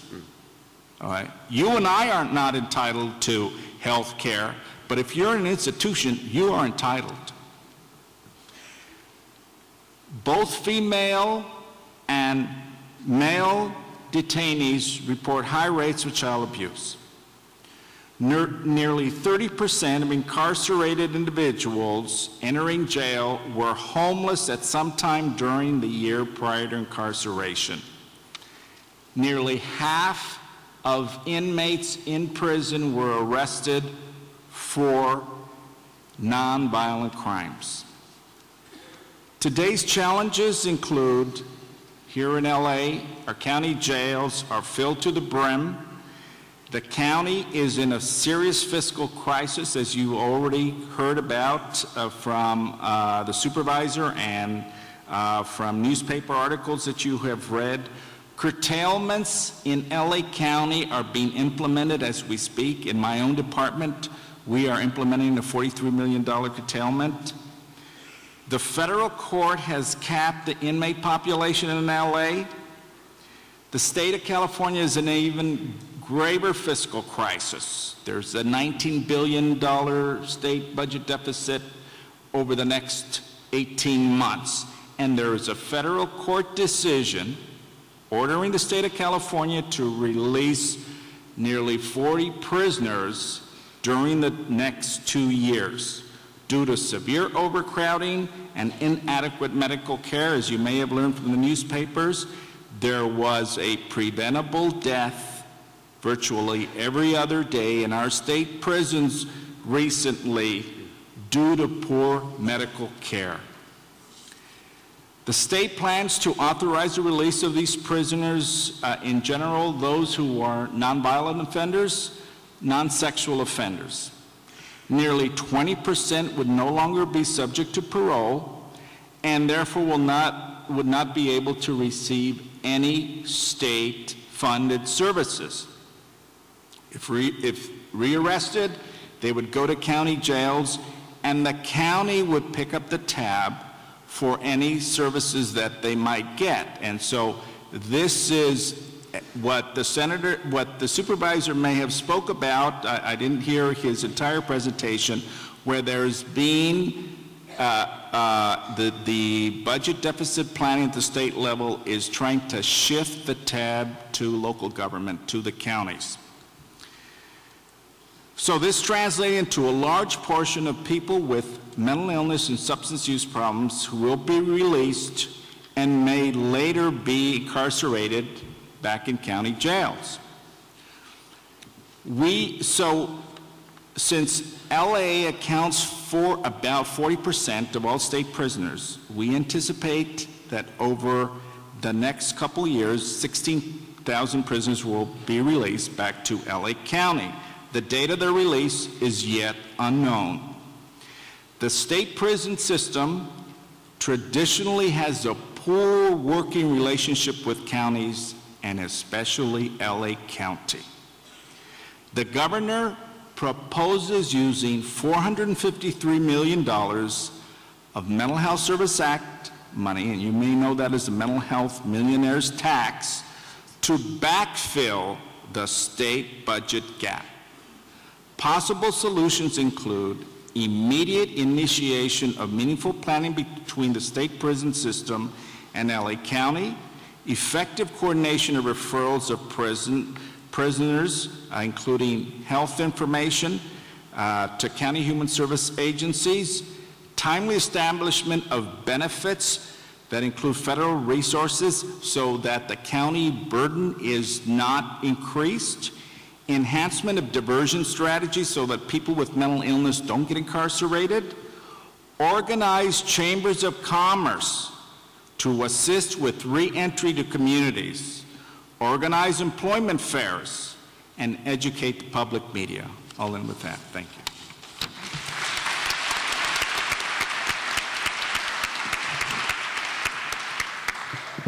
Okay, people can start lining up to actually ask questions of these wonderful people we have as panelists today. As you can see that they're very knowledgeable, they know their subject area, and these are the people that we really need to interact with as social workers so that we can actually achieve our aim. We heard that there is 43,000 people to be released from prison in the next 2 years. And we also have heard that the resources are very, very poor indeed in the community.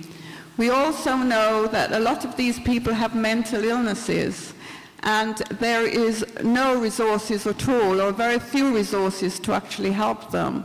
So as social workers, this is an issue that is very meaningful to us in society. It's something that we actually need to do something about. So now we have the opportunity to ask and engage. Please make sure that you stand up and ask these questions. Thank you. Okay. Yes, my name is Ray Zacharias, and I'm one of the members of that population. And I'm familiar with Mrs. Burton's All of Us or None. I'm taking part of them in their movement in San Bernardino, and it's on behalf of previously incarcerated individuals. Do you know of any policy or legislation that at present is trying to be pushed so that individuals that have demonstrated through documented community service and commitment have been able to demonstrate after 10 years that they've, rehabilitated? Because the certificate of rehabilitation, although it is recognized by the court, I'm still going to be limited on where I go and what I do. At present, after I graduate with my MSW from SC, I still can't work at McDonald's, and that's a reality. In Nevada, I understand that they have a policy or a law that after 10 years you can be retried after having documented proof that you've been committed to the community and rehabilitated, and then are retried by your peers. At present, I have yet to see anything at a policy level that's even slightly, because California is a punitive penal colony, and we make billions keeping people incarcerated and oppressed. Do you guys know of anything that's happening?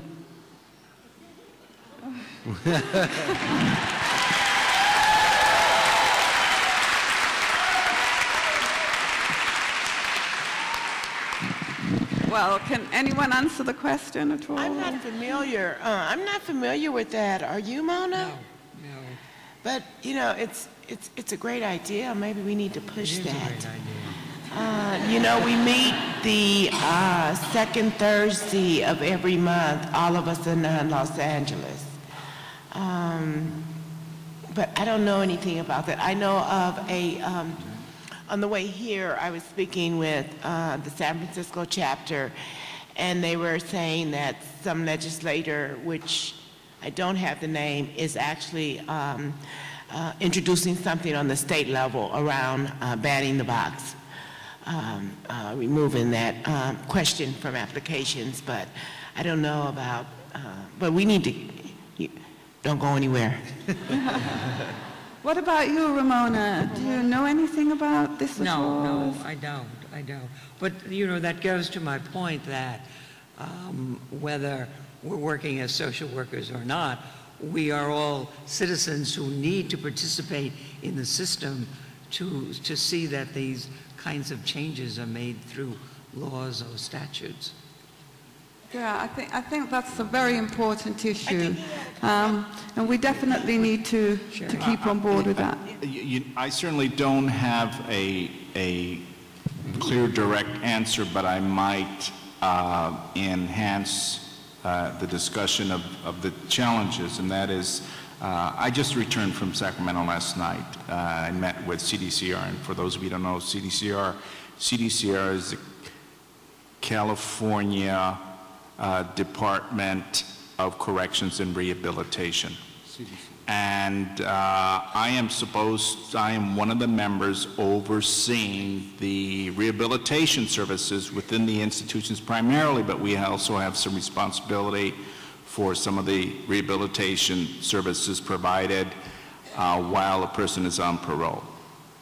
And as you may know, because of the state budget deficit, CDCR has had to implement a $1.2 billion curtailment, much of which is being curtailed around rehabilitation services.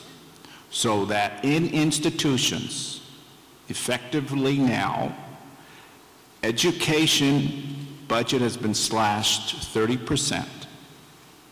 And there are some other rehabilitative services that are similarly being slashed, so that unfortunately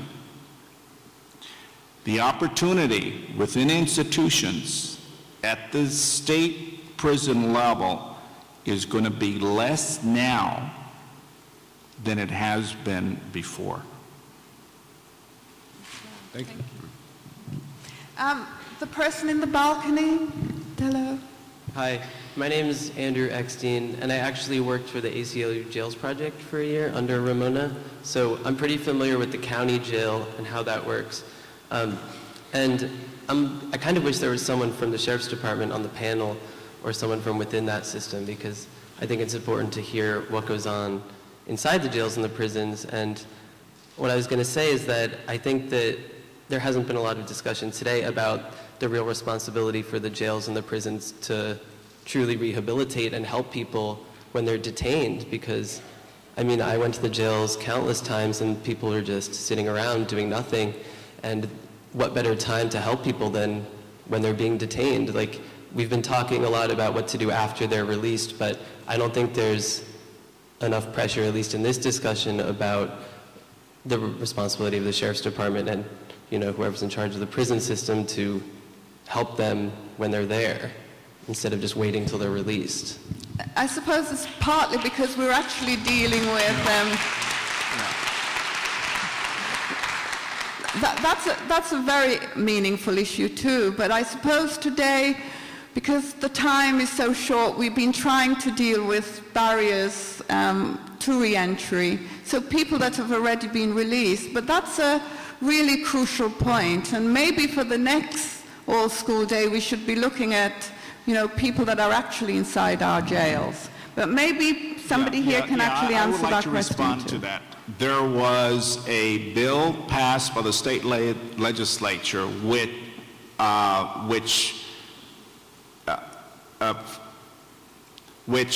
was to establish some rehabilitative services within the state prison system, and frankly, which I'm supposed to be reporting back to the state legislature about, that has been a dismal failure. And what you might do is write your representative to the state legislature that you understand that AB 900, the intent of AB 900 has been an utter failure, because one of the things that you and all of us can do to continue to raise public awareness about these very important issues, and frankly, it's our responsibility. I'd like to comment too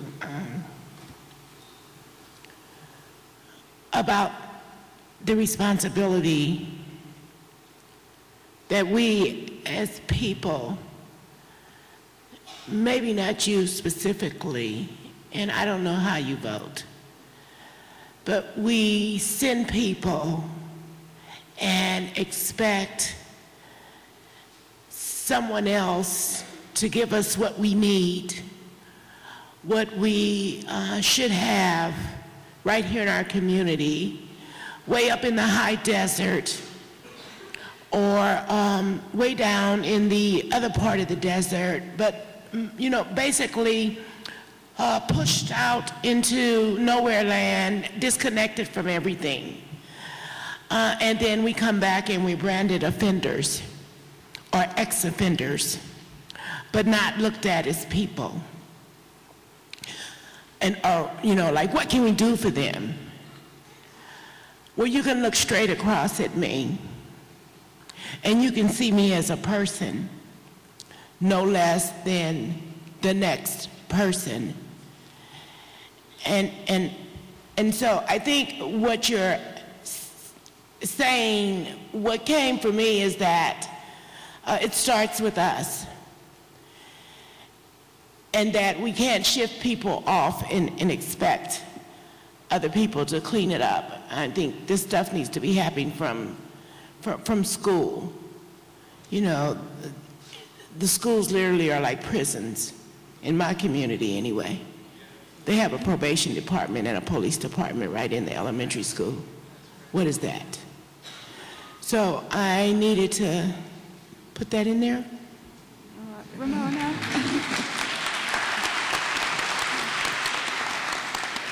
There's so much to be said. I want to thank you for volunteering to do this work at the county jail. County jail is a terrible place. There is no such thing as rehabilitation. There's no such thing as good as delivery of health care.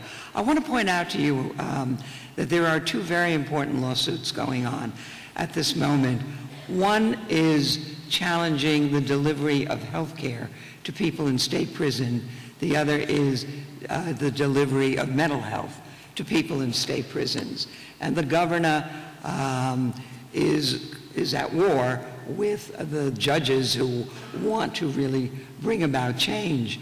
There is a problem of money in the system, but you should be watching those, that piece of litigation or those pieces of litigation, and perhaps, you know, even as citizens organizing and trying to get resources and changes in the prison system. Do you know that in the prison system, if one of the things that they teach people is how to make license plates? Do you know that the state provides license plates, so you can't get out of prison and get a job making license plates? They don't have jobs there or training that people will be able to be an effective person in the workforce. And one last thing, there is such a thing as the school to prison pipeline that was just referred. Many, particularly kids of color, you know, get into trouble because they say something that's a little outrageous to a teacher. And a teacher doesn't like it. Teacher sends that person to the principal's office. That person has a mark against him. That, an accumulation of several bad reports from the elementary school you're at, just follows you around. And in the end, can also prevent you from getting a job. And then there's the issue of gangs, which we're not talking about at all today. These are very complex problems. They are multifaceted, and, you know, a short period of time is not going to really do much to solve the problem. Okay, thank you, Ramona. And I might add really quickly to your question, you know, from the standpoint of employment and job readiness, I often ask, why couldn't just the minimal services and readiness and resumes and training be offered to those when they're inside? It would save us some time when they get out. And, you know, some clients, when they come to us, they do have some work experience inside, and I think, you know, sometimes what we'll advise them is that's a job. You know, talk about it as a skill that you're going to offer that next employer. Maybe put on your resume State of California instead of the name of the prison, tricks like that. But it's a job, you know. It's their employer, you know. So some things are happening inside, and maybe it's some creative leveraging of when they get outside to help them re-enter. But it's a good question. Right. I think another point that I'd like to make is that within the prison system, it would be good if there was some link between what goes on in rehabilitation inside the prison with a link with what services are available in the community. And then we could see then that what's been achieved in prison, if there is anything, I'm sure there's some people who have run some very successful programs inside, but they're few and far between. And if there was some sort of link between that and what's currently available in the community, then people will have a continuity and to be able to do some work for themselves, like Michael's just mentioned, being able to connect. And I think there's a lot of disconnect between the prison system and the community. Hi, I'm Veronica Fraga from Orange County. Thank you. My question is, I've seen that, or I've read that the reason that we don't have rehabilitation, that so much money has been cut, is because we have this big explosion of crime and we have to incarcerate all these people and we need to hire more guards. So the funds that used to be in these rehabilitation programs and job readiness programs have been diverted to hiring more guards.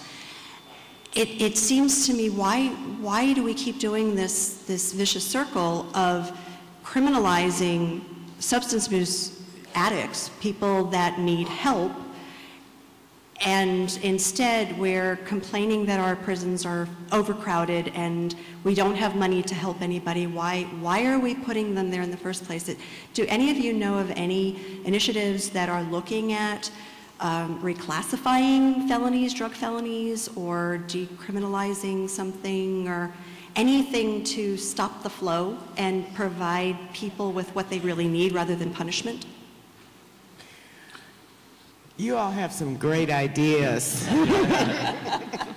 Yeah, and I'm glad you brought it up, and I had more comments to make, but certainly one way to decrease the population in prisons is to offer what we call diversion programs or diversion strategies, so that, for example, people with mental illness and or substance abuse problems, instead of getting incarcerated, negotiate with the judge overseeing their case to get into a program designed to free them of their substance abuse problems and decrease the suffering due to their mental illness.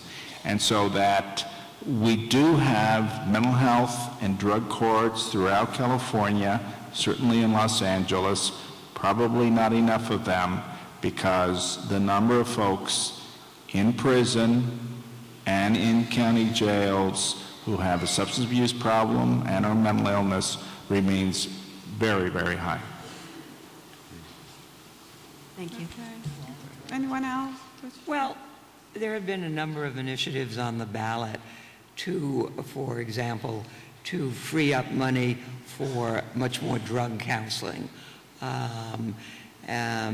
There have been initiatives to change the three-strike laws. The problem is that, you know, it's very difficult to get enough voters to pass those things. People are afraid. People live in fear in certain communities, and it's fear that's not necessarily justified, but it is understandable. You know, I have always said that, you know,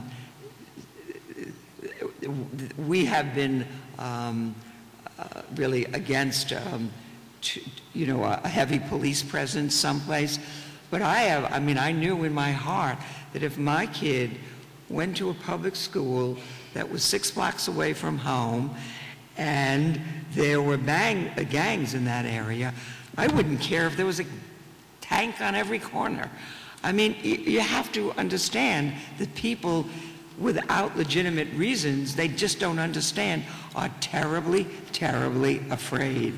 And if we could do more about educating people or looking more closely at these initiatives that are on the ballot. I mean, why necessarily should California have decided that somebody, that we will treat 21-year-olds as adult, people under 21, I'm sorry, as people, as adults? I mean, it doesn't make sense. As bad as the juvenile camps are, they are a little bit better than the prisons. And so why Why would people pass that? But they do, over and over again.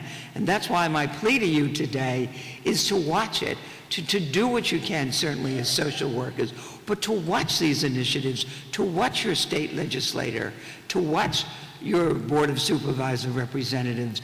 These are people who make decisions that affect everything that we're talking about today. Thank you. Oh, Yeah, I was going to say something just to add to that.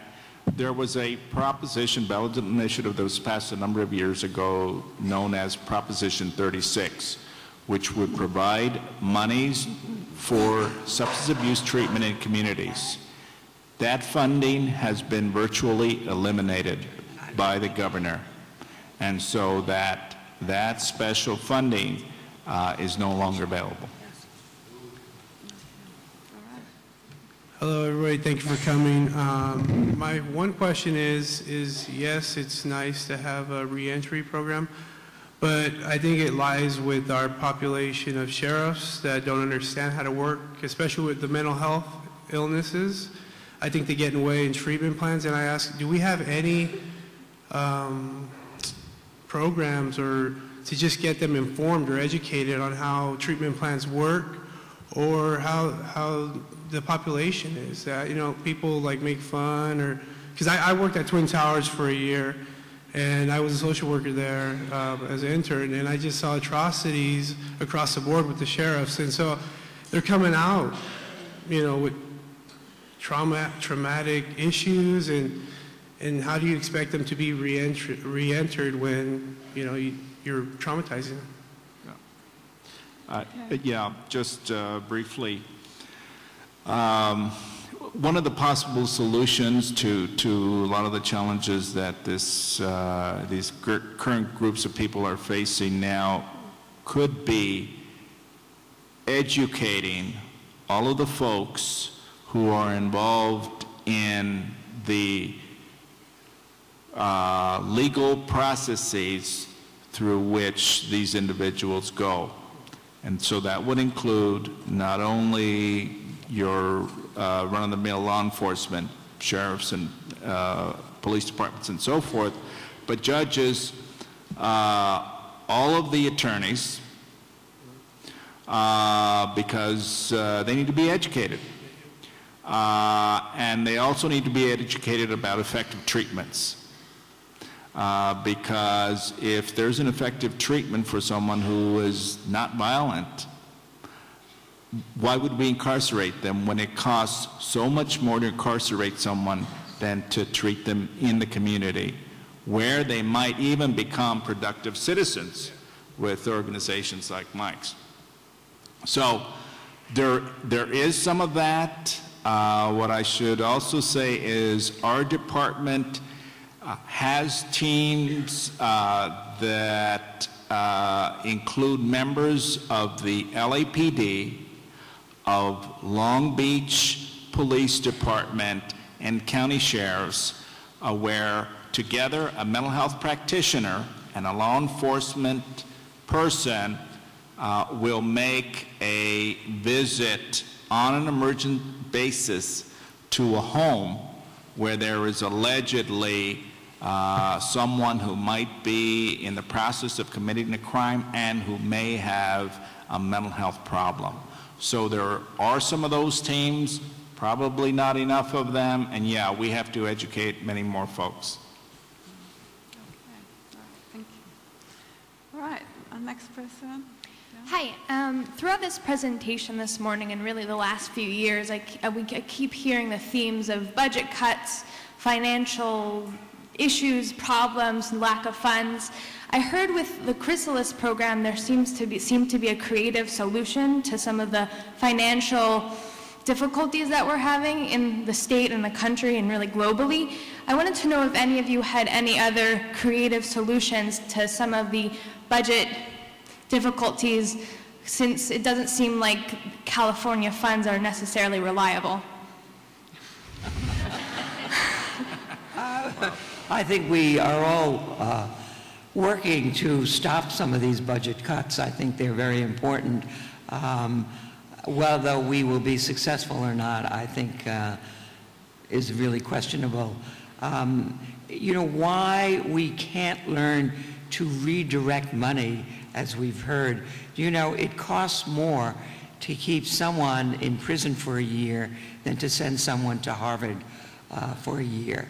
So there is, you know, there is an imbalance here. And people, I don't know whether people don't get it, but their efforts, I think, on probably everybody who's working as we are, to try to redirect money to the services that people who are in prison need. But I don't know that we're being very terribly successful.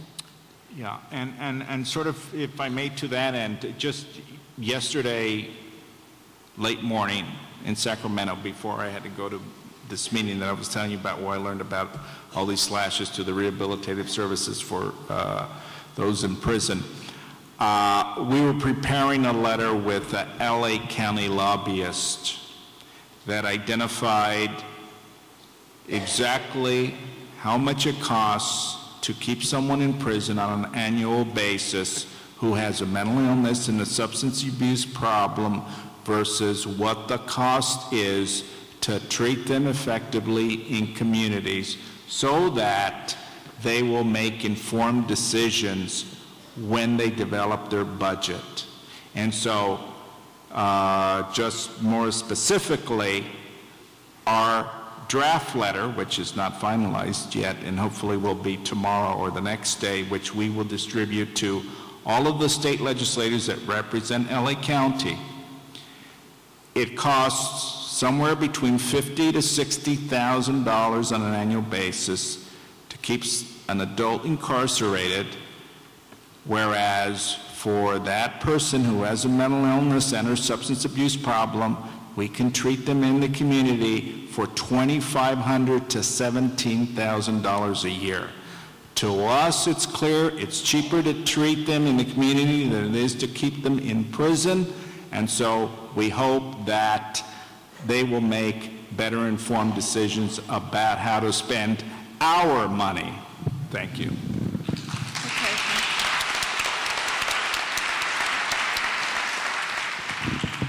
Okay, thank you. Can I ask for one of the people up? Yeah, please. Yeah. Hello, good morning, good afternoon. My name is Shane, and this topic truly strikes a chord for me because my father has been incarcerated for the past 10 years, and about 3 months back he was released, and I talked to my father about his release and everything. He was really excited about getting out, and once he was out, he couldn't find a job. And I kid you not, about 2 weeks later, he was reincarcerated. And I was just truly at a loss. We've got systematic failures. If you know, there wasn't a system set up for him to succeed, basically. And as a family member, can you give me some advice as to instill hope in him again? Because he's going to be re-released, I believe, in 6 months. So what is your advice to me? How can I empower him? Susan? Maybe you'd like to answer, Susan. You know, it really sort of have to fight back the tears of understanding the hope of leaving a place being treated so cruelly and leaving a place and coming back to the community and those doors are slammed and slammed. Perhaps you might talk to him about that, you know, being a reality and understanding that. Nevertheless, there has to be a fight.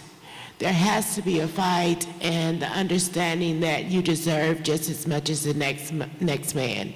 You know, the sentence is over. I've served my time. So, you know, there has to be this fight in the person to sort of be willing to trudge past all of the reentry stuff, the hurt and the pain of the people looking away when you check the box and all of that. And then Chrysalis, I've had quite a few women come back home to one of the homes and say they rang the bell. And they are just jumping up and down talking about they rang the bell. So that might be a resource for your dad. But yeah. Okay, And thank you. if you want to give them information about us, changelives.org, you can get information. Okay, thank you. I think that he needs to be in a program like Chrysalis. I think one of the things that happen is people become despondent. It's very difficult to get out. They lose their sense of self, particularly if they have family. They want respect. Everybody wants to be respected in life. They've done something wrong and they paid a price, and now they need a way to regain respect, regain the support of their family. And I know from what you said, you are very supportive. But I think being with other people in the same situation is helpful. There are groups. I think there are websites. If you look at some of the websites, you can find places. He needs to know that there are other people just like him. And I don't know, I'm sure that Chrysalis is suffering from money problems, as you know, as every place is. But there are places, and even if he begins, unless money is a very real problem, but even if he can begin to be a volunteer somewhere so that he can, again, appreciate his self-worth, that is terribly, terribly important. Thank you, thank you. And sometimes it's just the lack of confidence. If people spend quite a considerable time in prison, it's difficult to come out and pick up the pieces where you left off. And there are the struggles too before you went in. So some of those things might not have been resolved. So, you know, it's important to link into some of the positives as well, some of the things that are going on in the community. And there are some really good resources too. So maybe that's one way to go forward with your dad. Okay. Hi, good morning.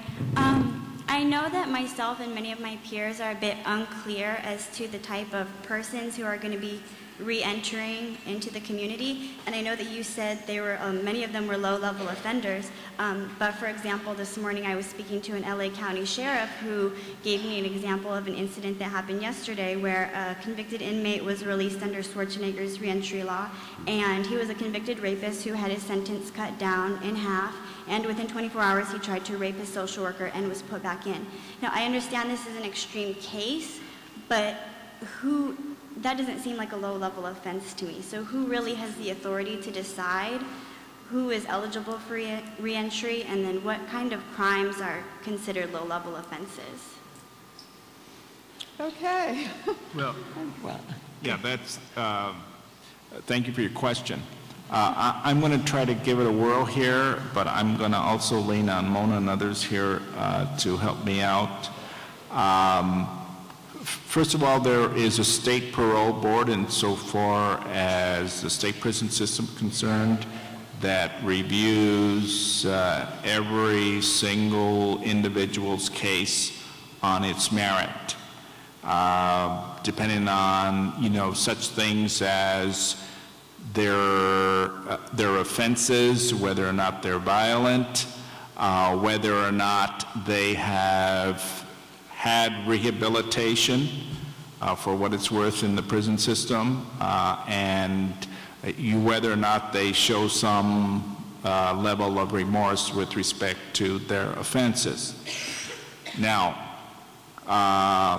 insofar as the impending release of 40,000 prisoners over the next couple years, there is still ongoing debate as to whether or not the governor can bypass some of the standards which are currently in use to determine which prisoners will be released. As I understand it, the federal court is in support of having the governor make that decision. We have yet to hear more specifically, other than what I have shared with you, about the categories of offenses that would preclude someone from being released. So that's about all the information that I have to share with you, Mona. I don't know if you want to add to that at all. I really don't have anything to add to that. It depends on the sentence and whether the sentence is up, or whether or not it has to go to a parole board. You know, there are just too many things that we would need to know before we could answer that. I think one of the major and important point is that risk assessment is necessary. It's necessary to put those resources in prison to ensure that we do a risk assessment before we actually let people with violent offenses out. I think that's the crux of the argument, really.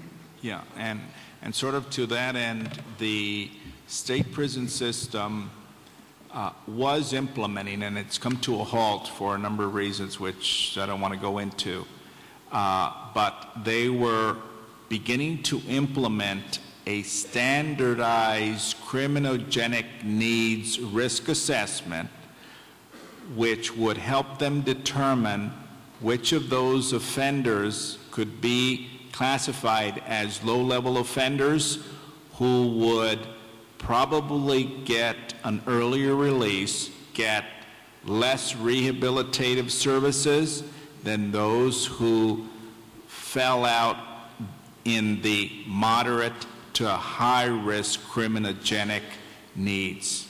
It is the latter group that the state prison system wants to mobilize and focus its resources on, because research indicates that the low-level offenders aren't going to repeat any serious crime.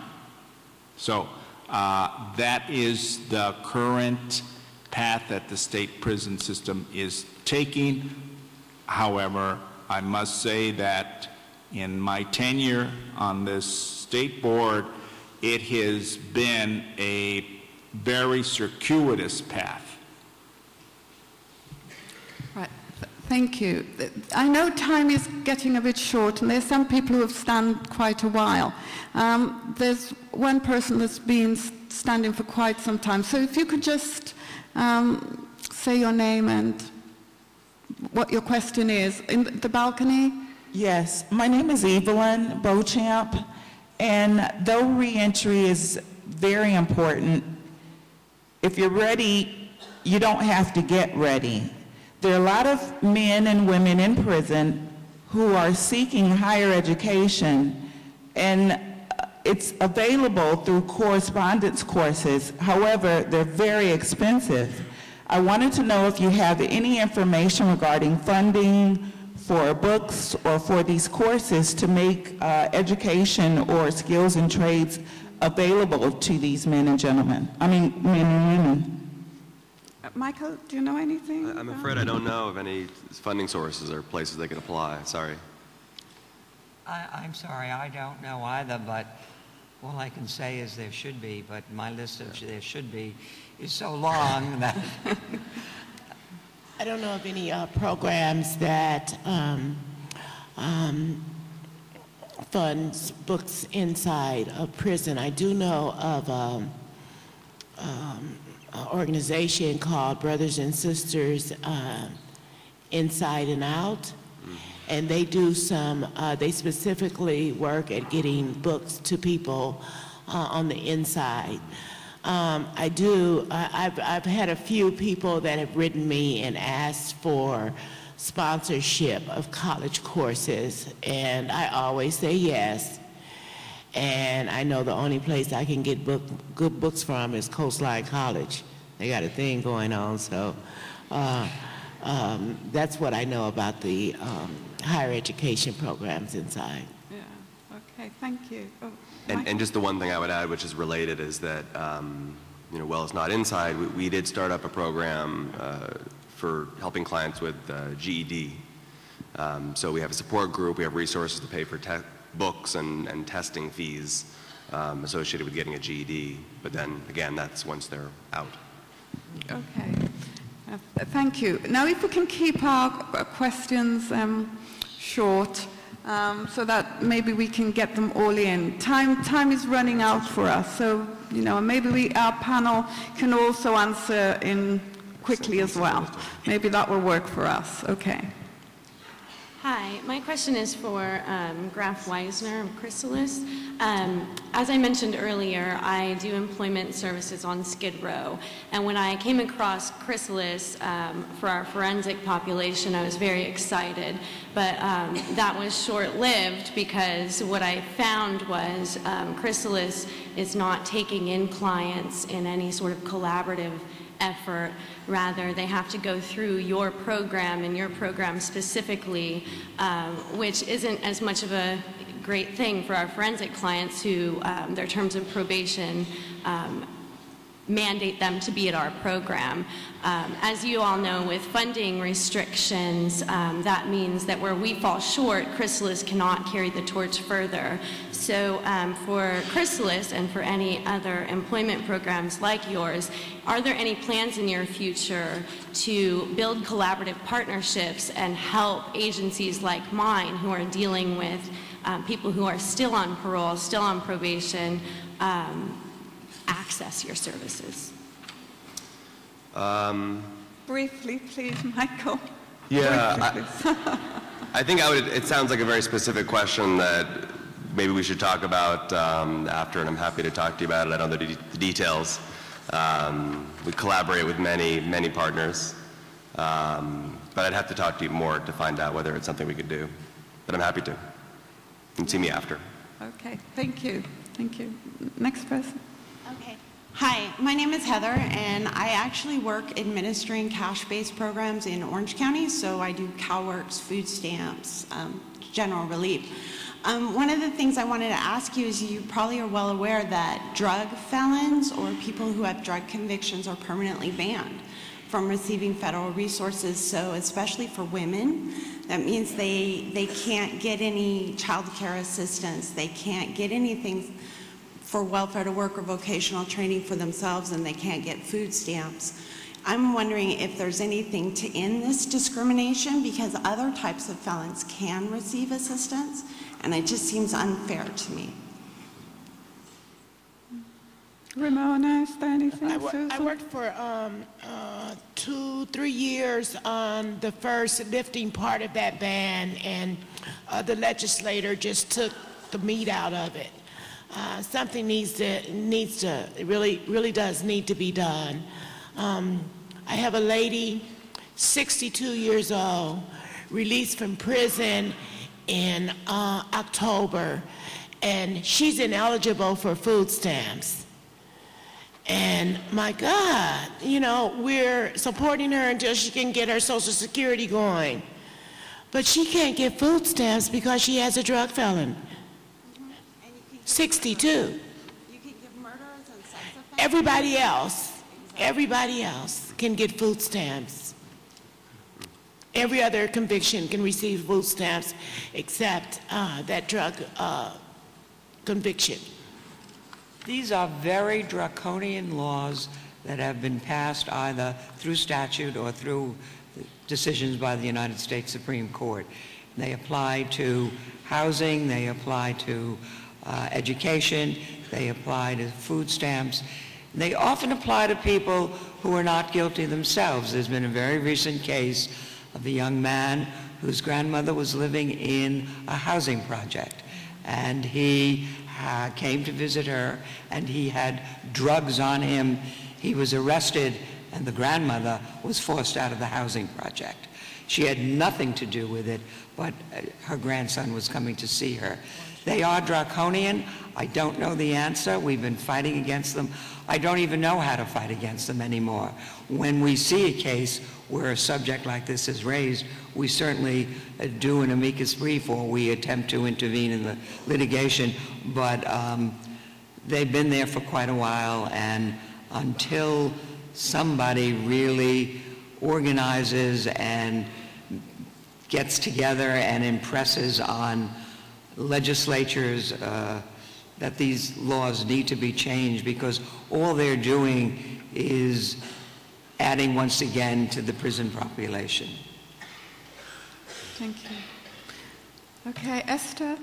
I think what it demonstrates too, that we need to lobby our legislators. We need to tell them about these issues that we care about. Lobby days go. Just really quickly, I was just really astonished and kind of ticked off by the 1.3 billion that they're going to take away from rehabilitation, what we know what works, and instead we should be taking from corrections, because we have some, I'm placed at a correctional facility in Norwalk, and I was also placed at a correctional facility in Chino for the youth correctional facility, Himeji Stark. And they're taking the youth and sticking them up north away from their families and support systems, when we know that's what works as part of their rehabilitation. And we talk about, well, today we're talking about barriers outside when they do, reintegrate with community, but I think another thing that we should think about are the barriers that they face inside. They are getting, booked and having, time added, for erroneous things, and, they have corrupt officers who, smuggle in drugs and cell phones and, and porn and everything like that. So it's kind of like, why are we taking money from, the rehabilitation programs and services and not getting rid of these officers? So that's just my comment. Okay. Can I make a comment? I agree. Anyway, thank you for your statement, and this is a great pet peeve of mine. My passion is with the young people, frankly, because they're our future. And I'm glad you had a chance to work at Stark. Stark is one of a network of prisons for youth, formerly known as CYA in California, now Division of Juvenile Justice of CDCR. There was a lawsuit launched against the state about 6 or 7 years ago that specifically charged the state with providing inadequate services, a whole range of services, including education, but also health, mental health, in the juvenile network of state prisons. And in part because of that lawsuit, and maybe people like you who should not give up the fight, the inmate census in the youth network of prisons across the state has decreased from 10,000 to 1,600 as we speak. Right. Another unfortunate outcome of this is that it now costs $250,000 per year for one of those youth in the youth state prisons. The hope is that the youth state prisons are eliminated by some advocates. There are a few downsides, which I don't want to go into given our time constraints. But anyway, thank you for your comment, and keep a focus on those young people.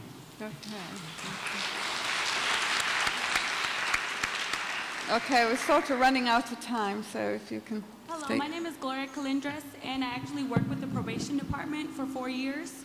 And in defense of the educational system at the juvenile halls and the juvenile camps, I would like to let everyone know that education is a mandatory service for students within the camp system. And I would like to say that working with the Making It Through program, which was a publicly funded program where we bought books for juveniles that graduated the high school system, and we helped place them into all the community college in Southern California.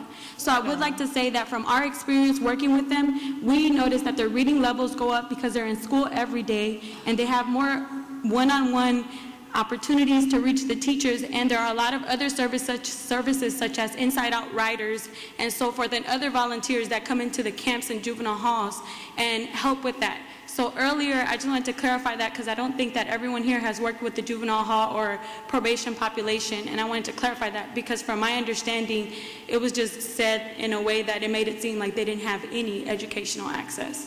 So you made a difference, huh? Yes. Yes. Thank you.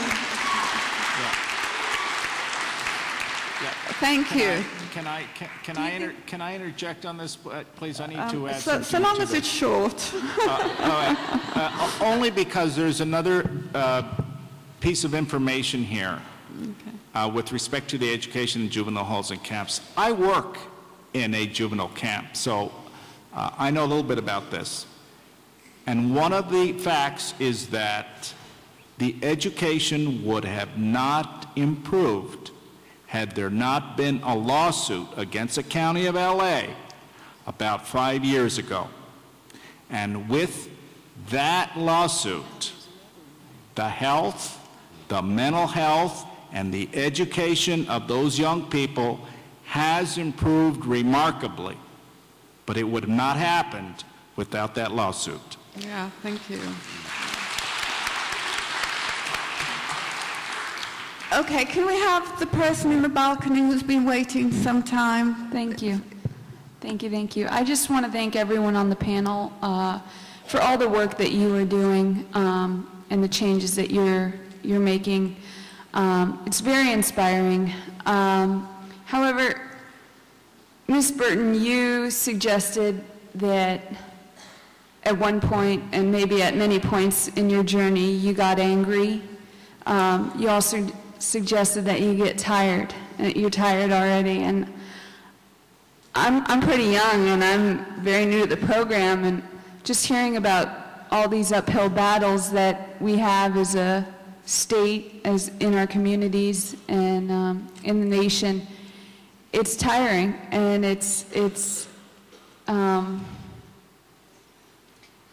I'm just wondering what you guys do to combat those thoughts of I can't make a difference, or this isn't worth it, or I'm not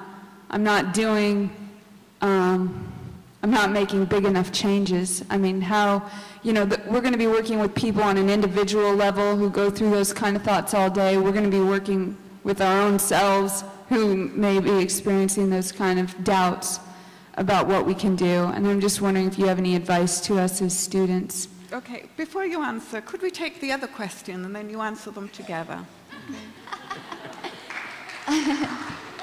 Okay, yeah, all right. So my concerns are, basically addresses how are we to really solve any problems of those who are convicted when it seems that the major problem is the content of what it means to be convicted, as far as like the U.S. state. You got it, girl. The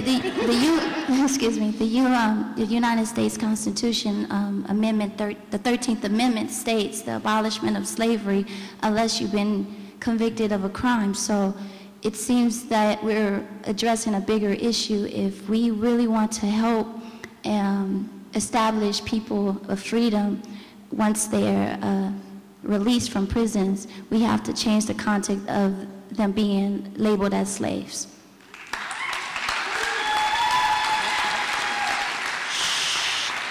She asked about changing the content of people being labeled as slave, but I want to address this right up here. There's struggle in change, and if you set out, you need to be ready to be able to struggle and fight and get tired, revive and get back up and continue the journey and continue the struggle. That's what I found out. And, I'm going to continue. And I get tired. And I get back up and I go again. Whether it be the baby I see smiling at me when I come in the door, or it be the legislator that's passing a law that I know is going to harm people. I get up and I continue to struggle. So something sparks me and I continue.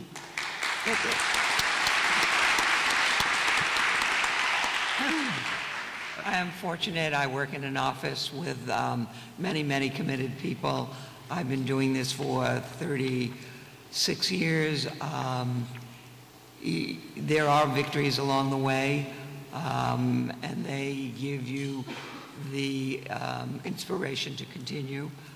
It sometimes is difficult, but you just remain committed. If this is the way you want to spend your life, then you know there'll be nights and when tired, I'm tired from talking, you can hear. But you go on. I get a good night's sleep and I'm ready to go tomorrow. Yeah.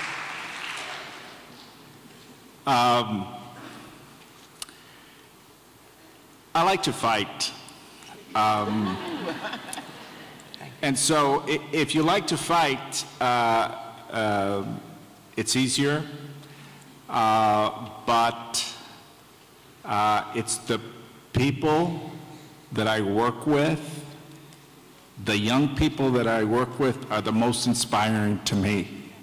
And so it's, as they say, keeping your eye on the prize, and the prize is getting those young people to grow up and be like you.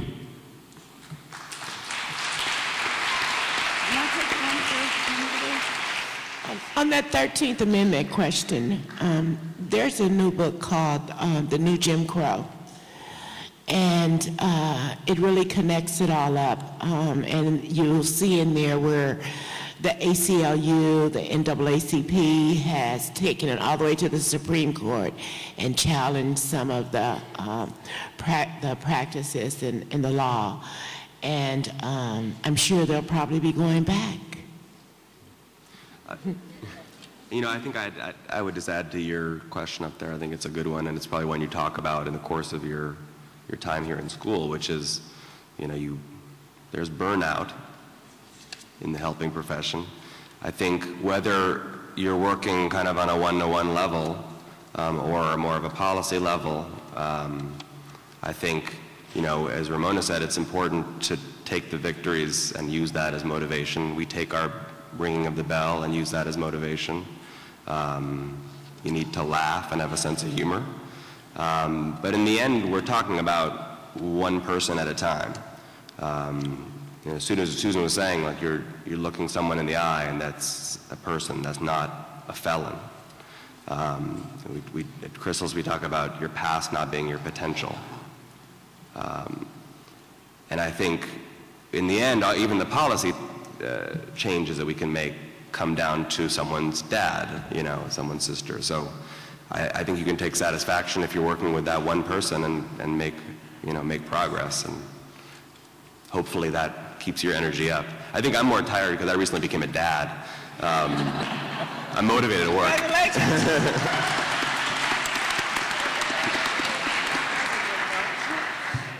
Well, thank you. Okay, well, we're coming to the end now, so I'm just going to give my closing remarks, and we have a few other housekeeping things to do, and then we can all go to lunch. So I'd like to thank our panel for joining us today, and for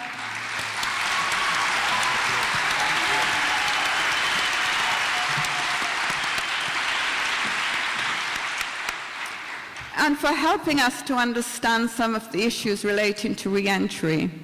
We heard a great deal of information this morning, and I'm sure you are now better served in working with this population. We know that this is going to be a difficult time with the economic downturn, and we know that there's 1.2 billion that is going to be cut from the budget. We know that we need to, as social workers, start lobbying our legislative people to ensure that something is done about these issues. In every generation, there are people who can change ideas into reality. We hope that as social workers, that this is a skill that we do well. So all I can say, upward and outward with this movement. I'd like also to thank everyone for making today a great day for us, students, faculty, and staff. A special thanks goes to Dean Flynn, our keynote speaker, Supervisor Mark Wrigley-Thomas, and of course, our panelists. which has been very informative, as I've stated before. And at last but not least, the All School Day Committee, who was very helpful and supportive in organizing this event. Please stand so you can be recognized.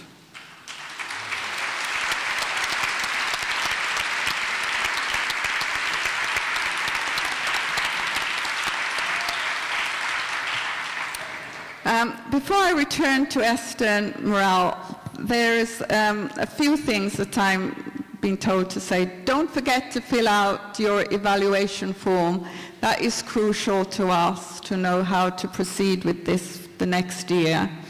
There are another announcement that I'd like to make too, and that is that the All School Social Work School offers 5 unique opportunities to travel and work and study globally. So people who are interested, please don't hesitate to contact Don Hester, myself, or my assistant Susan. These are programs that you can go abroad with, and they're ones that are very very interesting and things that will be very informative to see how other systems work in other countries as well. Now I'd like to ask Esther and Morale to the podium. Thank you very much and have a good lunch. Thank you.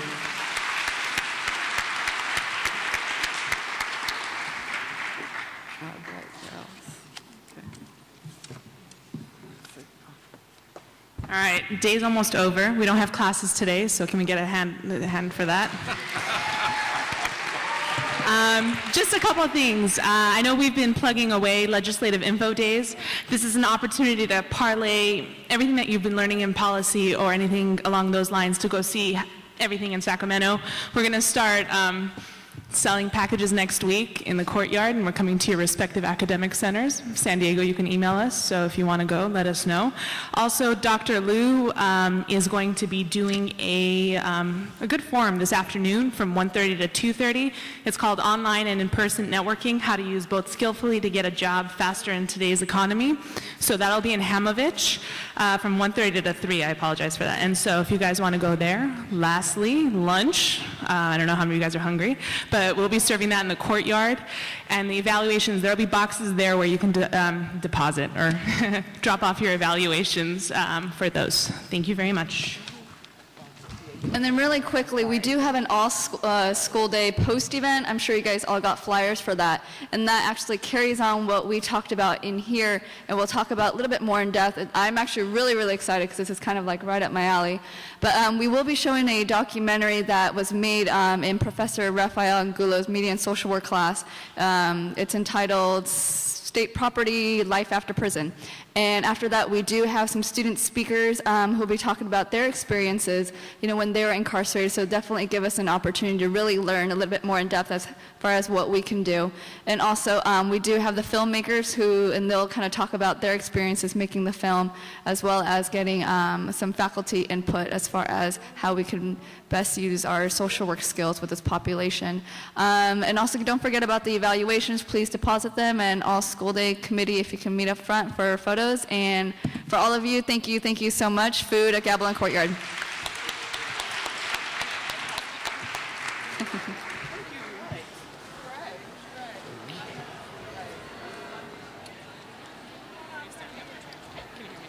Can you hear me now? Woo, you still can. The all-school day post event is in SWC 106. And it will start at 12:30. 12:30. Be there or be square. Student org, if you can also meet up in the front as well for our photo.